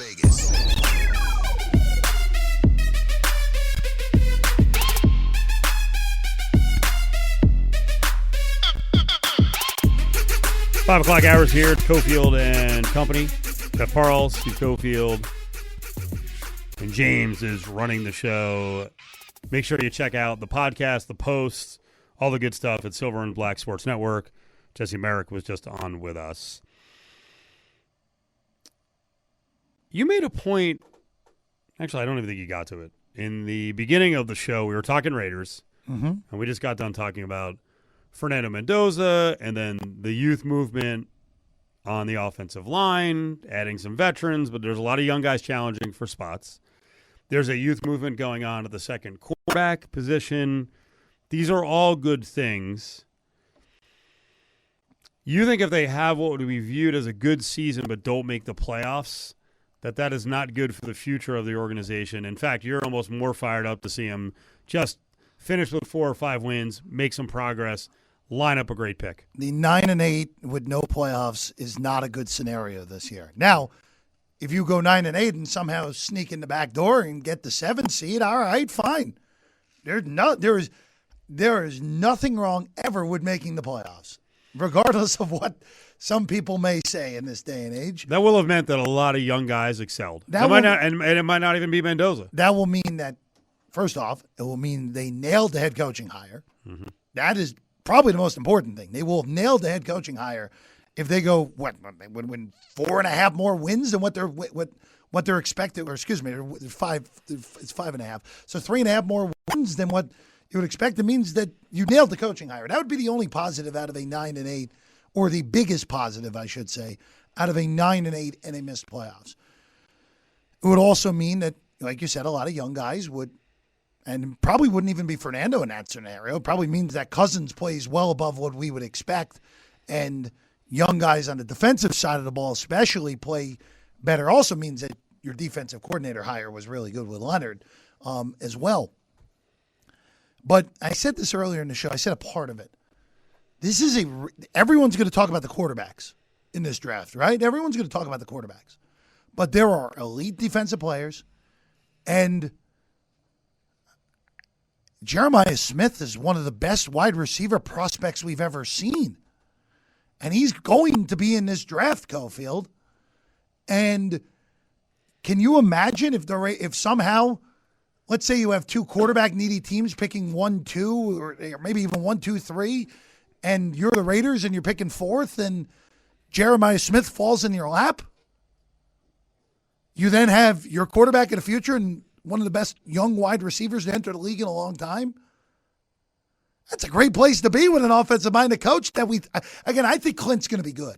It may not show this year, but I think Clint's going to be a good head coach in this league. So there are just so many opportunities where if you find a way, you can be, and this goes for a few teams that were really bad last year, Cofield. You can be significantly better than you were last year and still go 4-13 or 5-12 and be much, much better than you were. The Raiders are in arguably the toughest division in the AFC. I would say it is the toughest division in the AFC. I'm not going to say it's the toughest in the NFL because I still think the NFC North is better, and the NFC West is better. But you have an opportunity to be improved, but it doesn't show up in your record. And that might actually be the best place to be, where the Raiders are way better and are 4-13. And it's like, you know what? They just went 4-13 because their schedule is difficult. Because you're playing 6 games against teams that I think are all going to be in the playoffs in your own division. You go 0-6, but you only lose those games, and you lose those games competitively. That's a step in the right direction.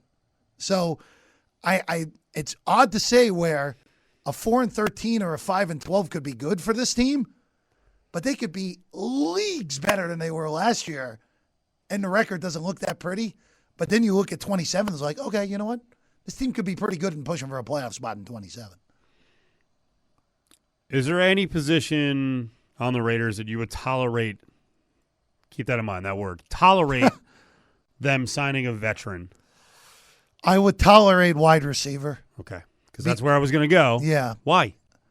Because last year everyone flipped out when Pete brought in one of his guys. Because youth, there's so much youth in that. And look, there's youth all over the field. Yeah.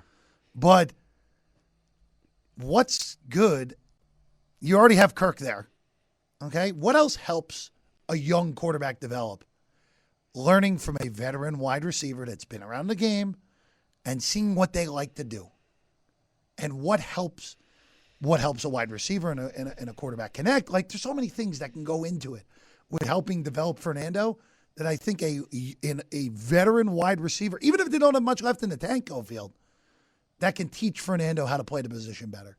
So that would be the one position that I would very much tolerate. Going out, signing a veteran, and if it doesn't work out, even if they're not any good, it helps behind the scenes. Okay. I'm going to give you some veteran wide receivers. Yeah, go for it. Gabe Davis. Okay. Brandon Cooks. Okay. Zay Jones. No. Curtis Samuel. I'm going to give you 2 names that are the biggest names available. One is Tyreek Hill, who may not be ready until after week 8. Is there too much baggage, too much nonsense with him? I would say that would be of all the moves, I think that would be an insane move from the Raiders to do that. Okay. I would not. I would not. I think, first off, I don't think he'll be interested, for one. I think he'll want to go to a team where he could compete for a championship right away, especially after the foray in Miami that didn't work when it was all said and done. I'm not totally convinced of that. I think he would go somewhere if there was significantly more money, but there's not a lot of money left. There's not a lot of money. Right, That's the other thing. No, I would not touch him if I were the Raiders, no. Okay. I'll give you another guy. Keenan Allen. So Keenan Allen's the name that popped into my head when we started this whole exercise. You know what he did last year? Go ahead. Because I watch a lot of Chargers games, obviously, because of the SO as a Chargers fan. He had 81 catches for 777 yards. He obviously is not a burner anymore, but he is an unbelievable third down catch maker and short yardage guy. Now, you already answered on Tyreek Hill.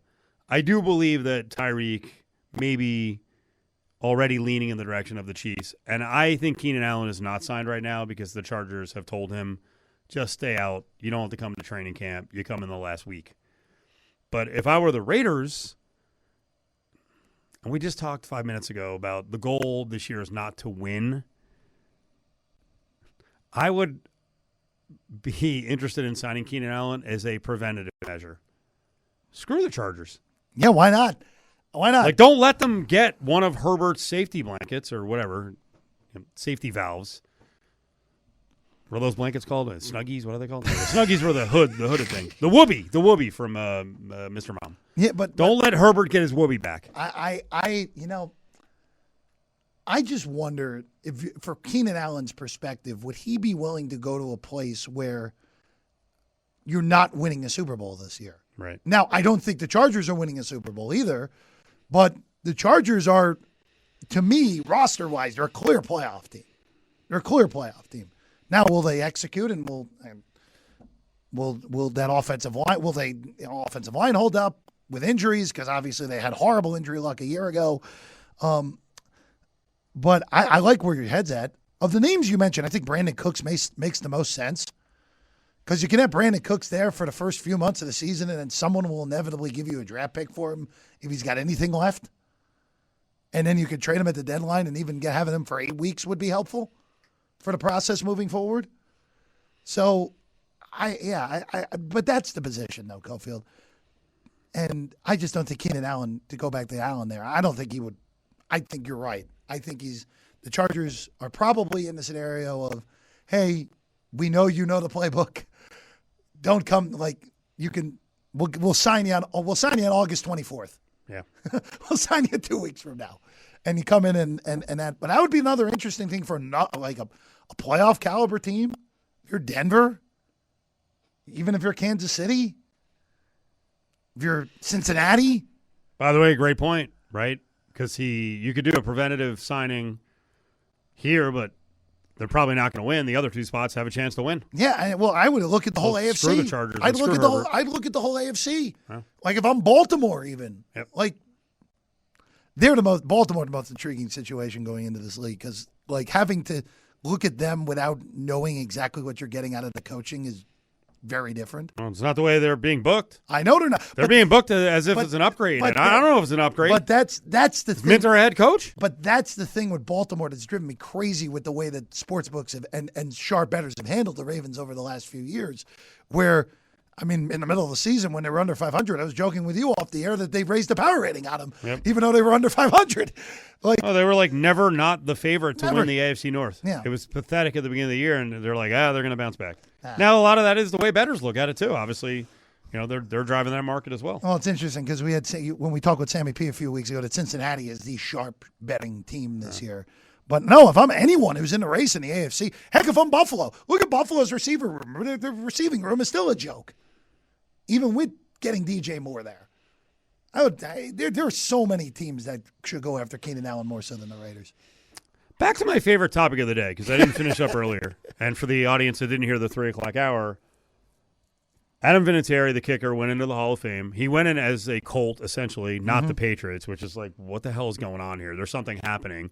Then he makes his speech, and he's doing the yucks and gets this zinger in about Belichick. I would repeat those last few statements about Coach Bill Belichick as well. Thank you for demanding excellence every single day. Your preparation, discipline, and attention to detail shaped far more than my football career. Unfortunately, Bill couldn't make it here today. There's a lot going on at UNC right now. He may be on a recruiting trip right now looking for the next Lawrence Taylor. I thought it was because training camp had already started, but in truth, it's because he's judging his girlfriend's cheerleading competition. All right, okay, the crowd was into it. Meanwhile, he's dropping the line about Jordan and the cheerleader, and they got the camera on LT, and he's kind of like soaking in the glory of being mentioned, and then he's like, wait, am I supposed to laugh at my guy Belichick? Like, what the hell do I do here? Even he cracked a smile. Now, I painted it as, hey, Vinatieri doesn't like Belichick. Belichick jerked him around more than a few times with his contract. We know that Bill is not the biggest sweetheart. He didn't show up for Hall of Fame weekend, I'm assuming, because, sure, it's his North Carolina football team. He can't miss a Saturday practice. No, he's mad that he didn't make the Hall of Fame. And this coincides with the story that the Hall of Fame wants to change its voting because of what happened last year with Belichick. And I will ask again, why would you do that? It is a subjective process, and you realize the precedent you're setting. So now what? We can cry from the hills every time someone we like gets jobbed for the Hall of Fame. And again, I will make the argument that he is not absolutely 100% a first ballot guy, because I don't know if he's the greatest coach in NFL history. What he piled up is super impressive. He also piled it up with multiple cheating scandals. Multiple. Mm-hmm. They got caught for 2, by the way. What else were they doing the entire time? And how long was each one of those scandals in success and length before they finally got freaking caught? He's a guy who is completely the compass for the morality. He stepped on it early in his career and smashed it to bits. Okay, so you can hold that against him. I got some resistance from Steve Kim on Aaron Hernandez. That's on his resume.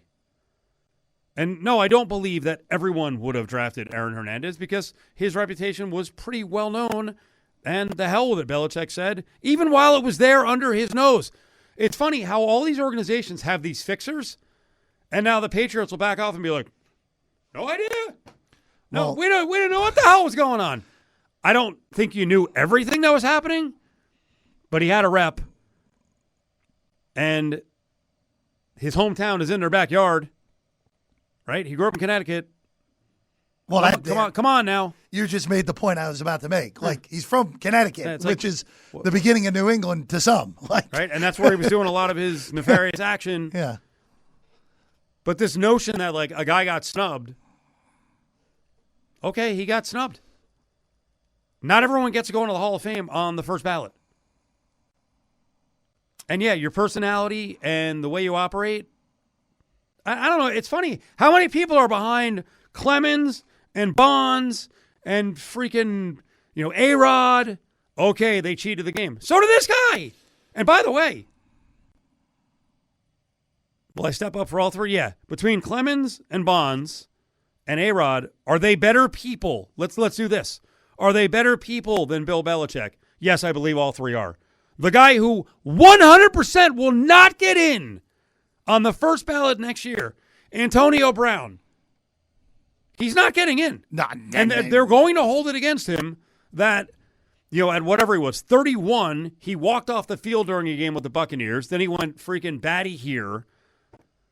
I will also, in the defense of Antonio Brown, I will present this one. I probably shouldn't say this, but hey, it was part of his career. Vontaze Burfict is coaching on the staff with UNLV. Listen, Vontaze, we think, did some major damage. I think. This is just my thought. And I don't think Vontaze's goal was to freaking, well, it might have been to knock the guy out, but I actually do think Antonio Brown is sick. That he's got head issues. Based off the behavior over the last however many years, yeah, I think they're probably is. Like there's something wrong with him. Active CTE-like things they're going. And it's sure. probably from football. More likely than not yet. Yes. Well, I got to vote for a guy that's strong. Well, I love how we just pick and choose. There are bad people all over sports there. And by the way, striving to beat the game, like to skirt the rules, it's not always admirable, but some of the best in the history of all sports have done it. My whole point here is, because I don't want to get in an argument like, let's juggle the bad guys, right? Bonds and whatever, throw in Sosa and Clemens and A-Rod and Belichick and AB. Like, we could do that all day long. My point is, you can't change the way the vote goes. They're subjective votes. And this is the Pandora's box, Jeff, that you will open.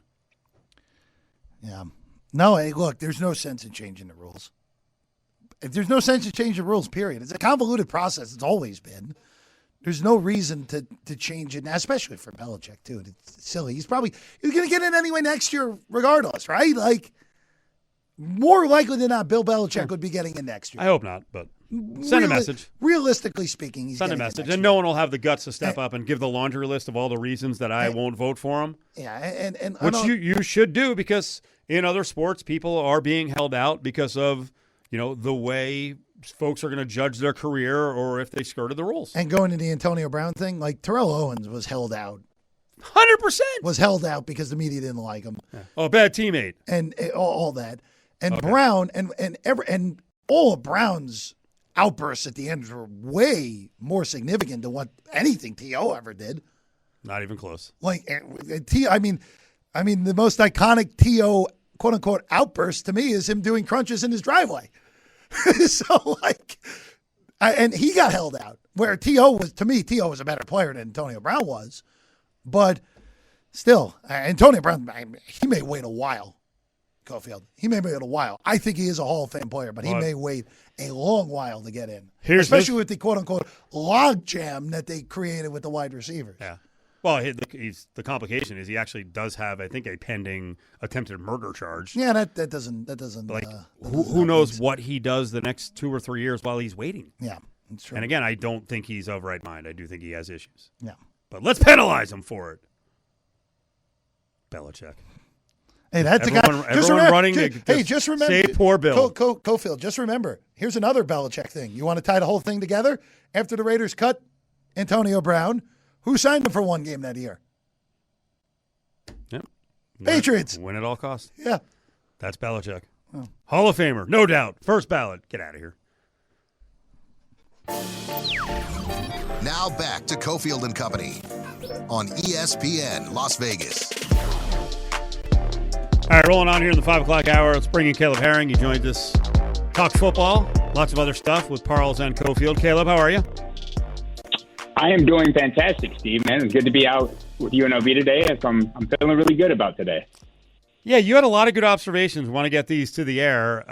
First thing you said to me, and I hope I paraphrase this correctly, but you were watching Alex Orji, who's embroiled in a quarterback battle that I thought was mostly in favor of Jackson Arnold, and you said something to the effect of Orji's out there carrying himself like the number one, just the way he looks. What does that mean? I think there's a certain demeanor a leader has to take in practice. And this is in any sport, and this is especially in football when you're talking about the position of quarterback. A lot of times when you know you're in a quarterback competition, you kind of, out of respect and for all the right reasons, you kind of walk on eggshells because you know you're competing with the guy that's in the room with you, right? You don't want to be insensitive to the fact that he needs reps or whatever the case may be. But from what I watched during some of the drills, it looked like Alex Orji had kind of shed that demeanor and kind of stepped into well, you know what, I got to behave like a number one guy. I got to move around practice. I got to take those reps with the ones that during individuals and all that stuff. That first rep is mine type of thing. And it's not a disrespectful thing. It's not arrogant. It's nothing like that. But it's the type of confidence that as a coaching staff you want to see and as a teammate you want to see. Like, yeah, they're in a competition, but somebody's got to separate themselves one way or another. Of course, the performance on the field is going to be the ultimate determining factor. But I don't think you can lead a team unless you have that demeanor. I think Alex Orji, from what I saw at practice today, kind of steps into that role a little bit in terms of the way he approached practice today. Let's talk about the weapons. You believe the wide receiver core has a big upgrade versus last year as a group? Yeah, I think they had depth last year, and I don't want to. They weren't short on receivers that were capable of making plays, but they had a lot of receivers last year that were very similar in the way that they played and the way that they could attack a defense, right? With the vertical threats, big plays, explosive plays, kind of rangier receivers, if you will. But they didn't have any tweener receivers or receivers that I would say were route running specialists. I think they've added a little bit better route runners in the depth chart. They've also added some guys that are ball in hand guys, which is to say that you're not necessarily trying to draw up a play that gets them open, but you're just trying to find a way to get them the ball in space on a screen or a shallow crossing route or something like that. They've added more of those kinds of pieces, whether it's through recruiting and getting some young guys in the pipeline or in the transfer portal, or just developing guys in that area. And I think you see that with this roster, where they've got maybe a deeper roster because the guys are more versatile. And I think that's a big thing when you're talking about the receivers that complement your offense better. You want to have a versatile amount or a versatile type of wide receiver in that room. And I think they've got that. They've got possession receivers. They got deep threats. They got underneath guys. And like I said, ball in hand guys that you could see get creative with the playbook to get the ball in their hands. So I think they're deeper in the receiver room in that regard. Who are the ball in hand guys? Well, I would think that Cade McGee is one of those guys. He showed that a little bit last season where, yes, he's a speedster who's a specialist getting downfield and pushing the ball vertical with some big shot plays that he can do. But he also had a game touchdown as a handoff. So he's a guy that when you get the ball in his hands, he can be explosive. And I think that wasn't a secret for UNLV coming into the season, but it was a pleasant surprise to kind of see him also developing as a route one receiver. So now you have more opportunities just to get him on the field in your normal kind of routine set of plays. So he's one of the guys that I think is one of those ball in hand guys.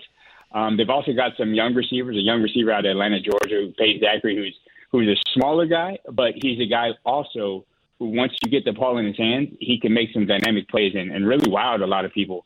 Again, they don't have a class system, a hierarchy. Just because you're a freshman, you won't play.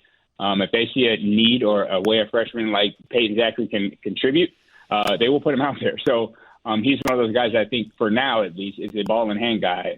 I'm excited to see what he can do if he gets an opportunity during the season. Freshman wide receivers are fascinating. We're talking UNLV football with Caleb Herring, the former quarterback for the Rebels, and he's our football insider, also is a host of the Dan Mullen radio show, because you never know with freshmen, and I'm sure you went through the experience many times as a quarterback, what they're going to do when the lights go on. I am very much intrigued with Vincent Carner, who is the opposite of Zachary, who's like 5'7", 180. Carner 6'4", and about 190. What do you see with him? I think he is a young receiver with a receiver's mindset. He's a polished receiver for his age. To be as young as he is and run the routes as precisely as he does is amazing to me. It's whoever was coaching him up in high school in his formative years did a great job. His football IQ seems to be there, understanding spacing, when to sit in zone, when to give the quarterback your chest. Then he's got some sneaky athleticism. I have a source that is close to the UNLV program, let's say, who has and knows the history better than I think anybody at UNLV. Who made the comparison with Ryan Wolf, and said he reminds him of a young Ryan Wolf. And UNLV fans know that Ryan Wolf is one of the greatest receivers in UNLV history. And he didn't always do it with this crazy athleticism or speed or anything like that, but he was just precise and was available for his receivers and was a sure-handed guy. I think Vincent Carner has the ability to become that. I'm not saying that he's that now, but as I say that, we're at practice standing next to each other, and he went up and made a jump ball catch in the back of the end zone that didn't look like a freshman making a catch, right? He had the athleticism on display for sure that play. So he's a guy that I think of the young guys could work his way, if he keeps it up, into the rotation and be important even for UNLV as a reliable receiver. You mentioned receivers in all these groups. Do they have a guy or two that stands out that has the ability to fill all those roles, that can do everything?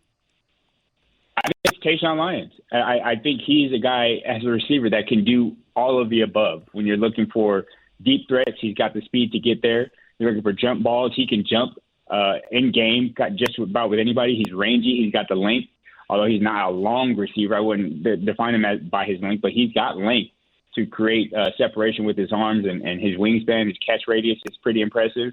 And he's also got the agility to be a ball in hand guy. Like when you get him in space with the ball in his hands, I think he can make people miss and take plays the distance on shallow crosses if it's all set up for him right. And I think he's the most dynamic receiver on the roster right now.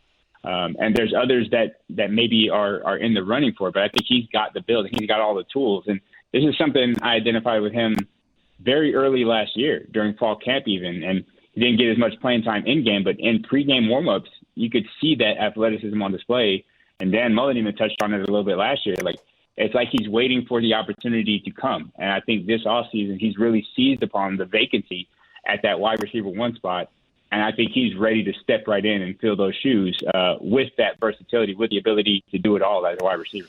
Caleb Herring up on Cofield and Company, ESPN Las Vegas. I know you're watching the defensive backs closely, and a couple of thoughts. One, Avery Helm is getting back to health. He's the kid who started at Florida way back when with Mullen. Mullen feels really strongly about him. What did you see today? Well, I saw the depth at the position, and I think more importantly, I saw guys playing in a position, at least structurally, that fits their skill set a little better. I think last year for Paul Gunther and the defense as a whole, there was guys that were maybe doing things in the defense that they probably wouldn't have if they had the luxury of depth at the position. And speaking specifically here about Jake Pope, I think his performance or his output last year was hampered by the fact that he was being asked to do some things because a guy like Trey Fulton, let's say, wasn't necessarily ready to step in his role from day one. But those two back, I think, complement each other better with their skill sets, and they're able to play a little bit more in their appropriate roles defensively. Both are still safeties, but I think they can be asked to do things that they're more capable of as defenders. Obviously, the depth has improved, and that was a facet of recruiting. Some favor with the courts, I guess, added to that depth as well because UNLV got some players back during the middle of camp. But I think the depth at the position is definitely one of those things that you notice right off the rip going out to practice. And then there's guys that have been here that are in year two with the defense. So the communication is more succinct. It's more clear where guys are getting lined up. Guys that are alphas by nature, like a Mumu Bin Wahad, like those guys who are naturally boisterous guys who can command a room or a defense. They're more familiar with the scheme, so they can be louder and play like themselves and play freely in the system. So I'm noticing that from the secondary as a whole. That unit is deeper, they're more vocal, and I think they're playing in position and being able to play the position that they're in with more freedom and with more of a match to their abilities. I feel with Mike Shear back, the former DC at UNLV under Odom, that they're going to try some things if they feel they have the personnel that Shear did in his first 2 years at UNLV. And the guys I would reference are Jare Williams and Jalen Catalon. Do they have defensive backs who we're going to see up at the line more often and disguising blitzes and blitzing? I think they do have that potential. I mentioned one of them with Mumu. He's one of the guys that can be a guy like that who can play near the line of scrimmage. Jake Pope as well. Those guys playing even on the field at the same time, you don't know which one could potentially be that extra body in the box. And they both put on some size this year to make sure that they could if they are called on to do that. And I think, again, with, like you mentioned, Mike Shearback, there's a point where you thought UNLV was going to become linebacker university with the kind of linebacker echo chamber that was there. Barry Odom playing linebacker, Mike Shear, former linebacker. And then, of course, they had the centerpiece of Jackson Woodard, which was a developed football guy through and through at the middle linebacker. So it was like if you played linebacker around the box as an off-the-line guy, they're going to have the techniques ready at your disposal to teach you. So I think that anybody, the linebacking core that's there structurally or the safeties who are put in those positions, I think will have that influence to kind of guide them and make them more impactful in that position at that secondary level in the defense. So I do think that the scheme allows for the personnel really, and the scheme allows for those guys to really mix it up in the box a little bit if they need to. Caleb Herring's up on Cofield and Company. Okay, very important conversation as we start football season and we get back into broadcaster bites, our takes on food. I had a very expensive meal over the weekend. I was treated to that meal, and I felt uneasy the entire time. Someone treated me to a steak that was way too expensive, and I thought of you while I was eating it. That sounds weird, but I thought of you because I know you coined the phrase that restaurants can be really enjoyable when they're sprinkled with budget. This had no budget. Steve, I know. That's tricky because I think the thing with a meal with no budget is it's going to be good, and you know that. You know that. But you can't help the creeping thought in the back of your mind as you're dining that this better be good. Like, with the price that I know I'm paying for this, this has to be good. I think the margin for error with a meal shrinks tremendously when you pay upwards of $150 for a plate or $100 for a steak. It's like, all right, I'll pay it for today, but if you so much as add too much salt on my asparagus, I will make a scene about it. You're taking this plate back and doing it again. I ordered medium rare. This has a pulse still. Take it back. You know what? Don't even take it back. Put it in a bag. I'll take that too, but give me a fresh steak that's cooked properly. If I'm paying $200 for the steak, you know what I mean? Like that's the kind of demeanor you take when you pay that much, right, when your meal's not sprinkled with budget. But that's the thing. I don't want to be that person. I don't want to be send it back guy. So it put me in a weird position. Yes, I'm complaining this is a first world problem. They get treated to a beautiful, beautiful meal. Did you have anything along these lines where you actually were paying for a meal, maybe with the SO this weekend? What was the most expensive meal you got this offseason? So my wife and I, we had a staycation for our anniversary, and we stayed at the Wynn Hotel. All right, and there's a restaurant at the Wynn. Obviously, when I say that, everybody that's local understands the price tags just instantly went through the roof, right? But my wife wanted to try this place called Casa Playa. It's a nice restaurant, fine dining in the inside.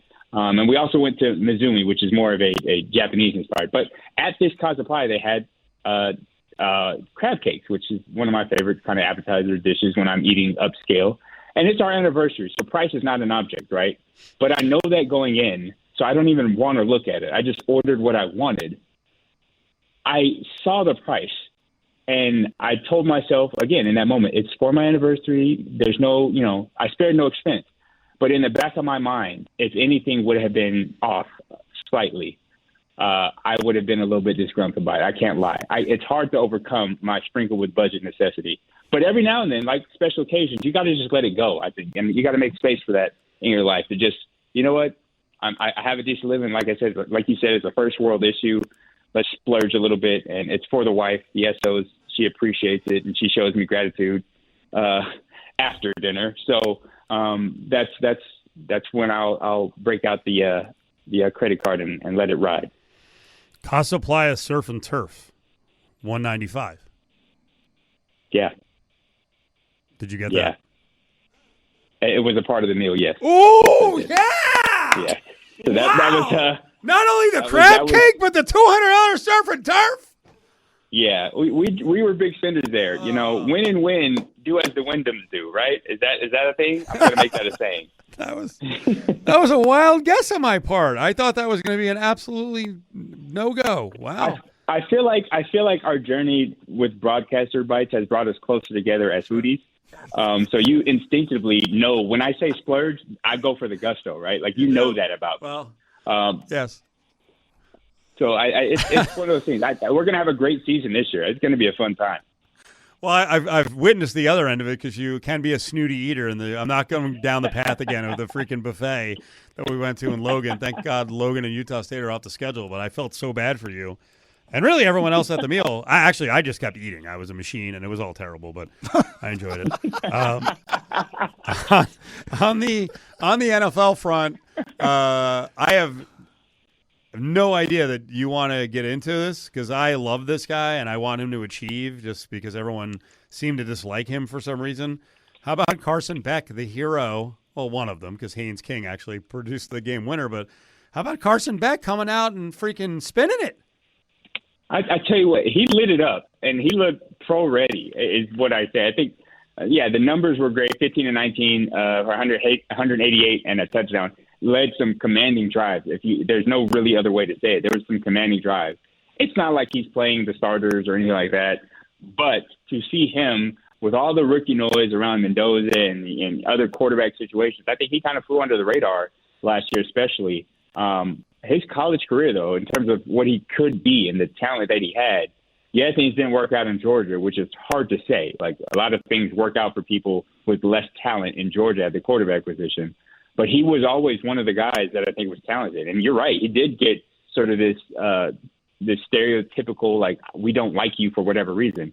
Maybe it had to do with his girlfriend filming him driving fast in Georgia in the Lamborghini with Georgia's, traffic history at the university. I think that maybe rubbed people the wrong way. And then the sheer amount of money that he got when he transferred to Miami before doing anything was also absurd when you think about it. But he's a talented quarterback that has the potential to be a starting guy. Maybe not week one, and maybe not the franchise answer for the Cardinals right now because they're in disarray. But his performance, you can't doubt. He looked ready to seize the opportunity and change the narrative as far as his career. Because, man, for a Hall of Fame game, let's put it in perspective, but he looked ready for that game. I'm going to say it right now because I was still stuck on the restaurant menu that you brought up. We are going to Akron, and I would like to see the price of the golden, I don't even know how to say this. This is why I don't deserve to eat at nice restaurants. The golden Osetra caviar. Do they have caviar in Akron, you think? Anywhere? In Akron? Yeah. They have they have caviar everywhere. I mean, LeBron probably has brought a lot of caviar back. Okay, right? all right. I'm guessing, but budget will not be a problem in Akron. No, I don't think so. I don't think we're going to get priced out of that market. No. But I do, and you know my feeling, my sentiment on seafood. I'm skeptical about seafood that's that far inland. Yeah. I don't think Ohio is close enough to a seaport for me to trust anything that originates in the ocean, if that makes sense. And that's I think caviar is one of those things. I have a hard time trusting it, but I'm not opposed to it if we can sprinkle some budget on top of it. 5 straight Logan, Utah trips. I tried to get Caleb to go to a Cajun restaurant that had some seafood on the menu. Not a shot. He would not go. Yeah. No. I'm stunned. And this was the rule. I am stunned that there was a Cajun restaurant in Logan. It's supposed to be pretty decent. That's what I mean. Like, there's places regionally that you just don't expect to see Cajun seafood. And Logan, Utah is one of them. There is no way that my stereotypical mind would believe someone who originates in Logan, Utah knows what they're doing with crawfish. That just doesn't add up to me. And apparently it was my mistake because apparently the place is pretty good. It wasn't there anymore. But I should have trusted you, Steve. I live and I learn. I tried to tell you, and we were arguing, and I'm like, they're not from freaking Logan. They're transplants. On and on and on. So this is the fun we have on the road. Caleb, I appreciate it. Thank you. We'll talk to you soon. Absolutely, guys. Take care. I shouldn't do this, but I will mention that tentatively the Dan Mullen radio show is set to go on August 27th. So we're just a couple of weeks. It is scheduled for Thursdays. So we'll give you more details on the broadcast and the location. But Dan Mullen radio show back the 27th. So mark it down and be there. Cofield and Company presents Grab Bag on ESPN Las Vegas. Stick your hand in there, dude. All right, Jeff, closing minutes in the grab bag. I'm going to throw 2 bets at you. What's the dumber bet? I'm usually pretty good at this. Pete Crow Armstrong as now the favorite for the NL MVP at -140, or Rookie of the Year, I guess we'll say Offensive Rookie of the Year, in the NFL. Carson Beck is now 18-1. One preseason game dropped him significantly. Oh, wow. I think the Beck one is more ridiculous. He's not going to play, and the team is terrible on top of it. We're also judging it after a preseason game. Yeah, and I know, and I hope everyone who's been listening to me throughout the show when I've gone crazy about Carson Beck, I realize. Like, you should have been yelling at the radio, like, hey, moron. I get it. I was shacked in a fool. Yeah, it's insane. 18-1. Well, I will say, the way everything looks in the way of those betting markets for the rookies this year is all out of whack. Because we're not expecting any rookie quarterback to play significant time this year. Fernando is still the second favorite in most books, which I think is silly. But who knows? By the way, 18-1, 22-1. He's shorter. Carson Beck is shorter odds than a lot of those pass catchers that I think will be impactful this year. Like? I think Omar Cooper is going to play and I think he's going to be good with the Jets, mostly because Sadiq is already hurt. So there's going to need to be a second passing target behind Garrett Wilson. Do we have to do this? Sorry. Do you have to do this on August 10th, already mentioning Jet injuries? Yeah, well. I'm just going to say, did you like that pick? I didn't mind it. I was surprised by it. Someone on the show really liked it. As I've said, I can't ever get over Johnny Mitchell and Kyle Brady. No, Kyle Brady. My tight end first-round wounds will never heal. So Sadiq may be the greatest tight end ever, and I missed on it, but I don't like tight ends in the first round. We'll see. Who else? I just looking at the I know Concepcion got dinged up in Browns camp, but that's another problem where Deshaun Watson's probably going to be the opening day starter there, which is just go Deshaun. Laughable. Another story I'm rooting her. Let's go. Again, this is such a weird year for Bolton, even the defensive rookie. I mean, Ruben Baden's the favorite right now for defensive rookie. So, it'll be a strange year. It'll be a strange year with all those awards and all that good. Stick your hand in there, Dave. How much are you using AI to get ready for the show? Not as much as I did probably a few months ago, because there's just too much. Especially when it comes to what we do, I think there's just too many unreliable things that popped up, it's really bad. Yeah, for what we do, it's now for player. I'll just tell you, for player movement, yeah, they're all dreadful. It's all I typed in hey, let's do a Rams preview. What are the hot topics? And one of the topics was, hey, Devontae Adams, what's he going to do in his first year? And I'm like, it's his second year. Come on now. But player movement and personnel, it has a tough time with. I like doing the pictures. You were a big fan of that. Can you click on the Wade Boggs link? I saw that. I put in the rundown. That has to be AI. It's Wade Boggs. Come on, he's in great shape fishing, at the age of like 65. And he is built. Who's that? Who's the old guy who's like 80 wearing the jeans? And I don't mean JFK Jr. RFK Jr. would be JFK's gone, but RFK Jr. But it's that kind of look. It was like some guy. He was bald and he was just jacked. That's what Wade Boggs looks like. I think it might actually be that guy's body. It's very possible. He is yoked. Now I did use ChatGPT to say, "Is this photo real?" And it felt really strongly about it. What did it I'd say? be very skeptical that this is an authentic, unaltered photo of Wade Boggs. I could not find this particular fishing photo or a credible original source for it. Here are the red flags. I mean, it just went on and on. His physique looks unusually exaggerated for a man in the 60s. Well, really. Arms, chest, and abdominal definition look somewhat unnaturally sculpted. The sunglasses reflections and some facial hair details have slightly artificial appearance common in AI-generated images. So this is AI on AI crime. How dare you, chat? By the way, that was another thing I discovered this weekend. I had no idea. There are people who you can turn on a voice, and people are talking to this thing. There's never going to be a voice. I'll probably have a voice tomorrow on my AI uses, right? No one needs this. No one needs it. And these self-driving cars, don't get me started. All right. That'll do it. Check out social media, a lot of highlights of the show, and, of course, a lot of coverage of UNLV football up at Steve Cofield on a bunch of different platforms, TikTok, IG, YouTube. Check them all out.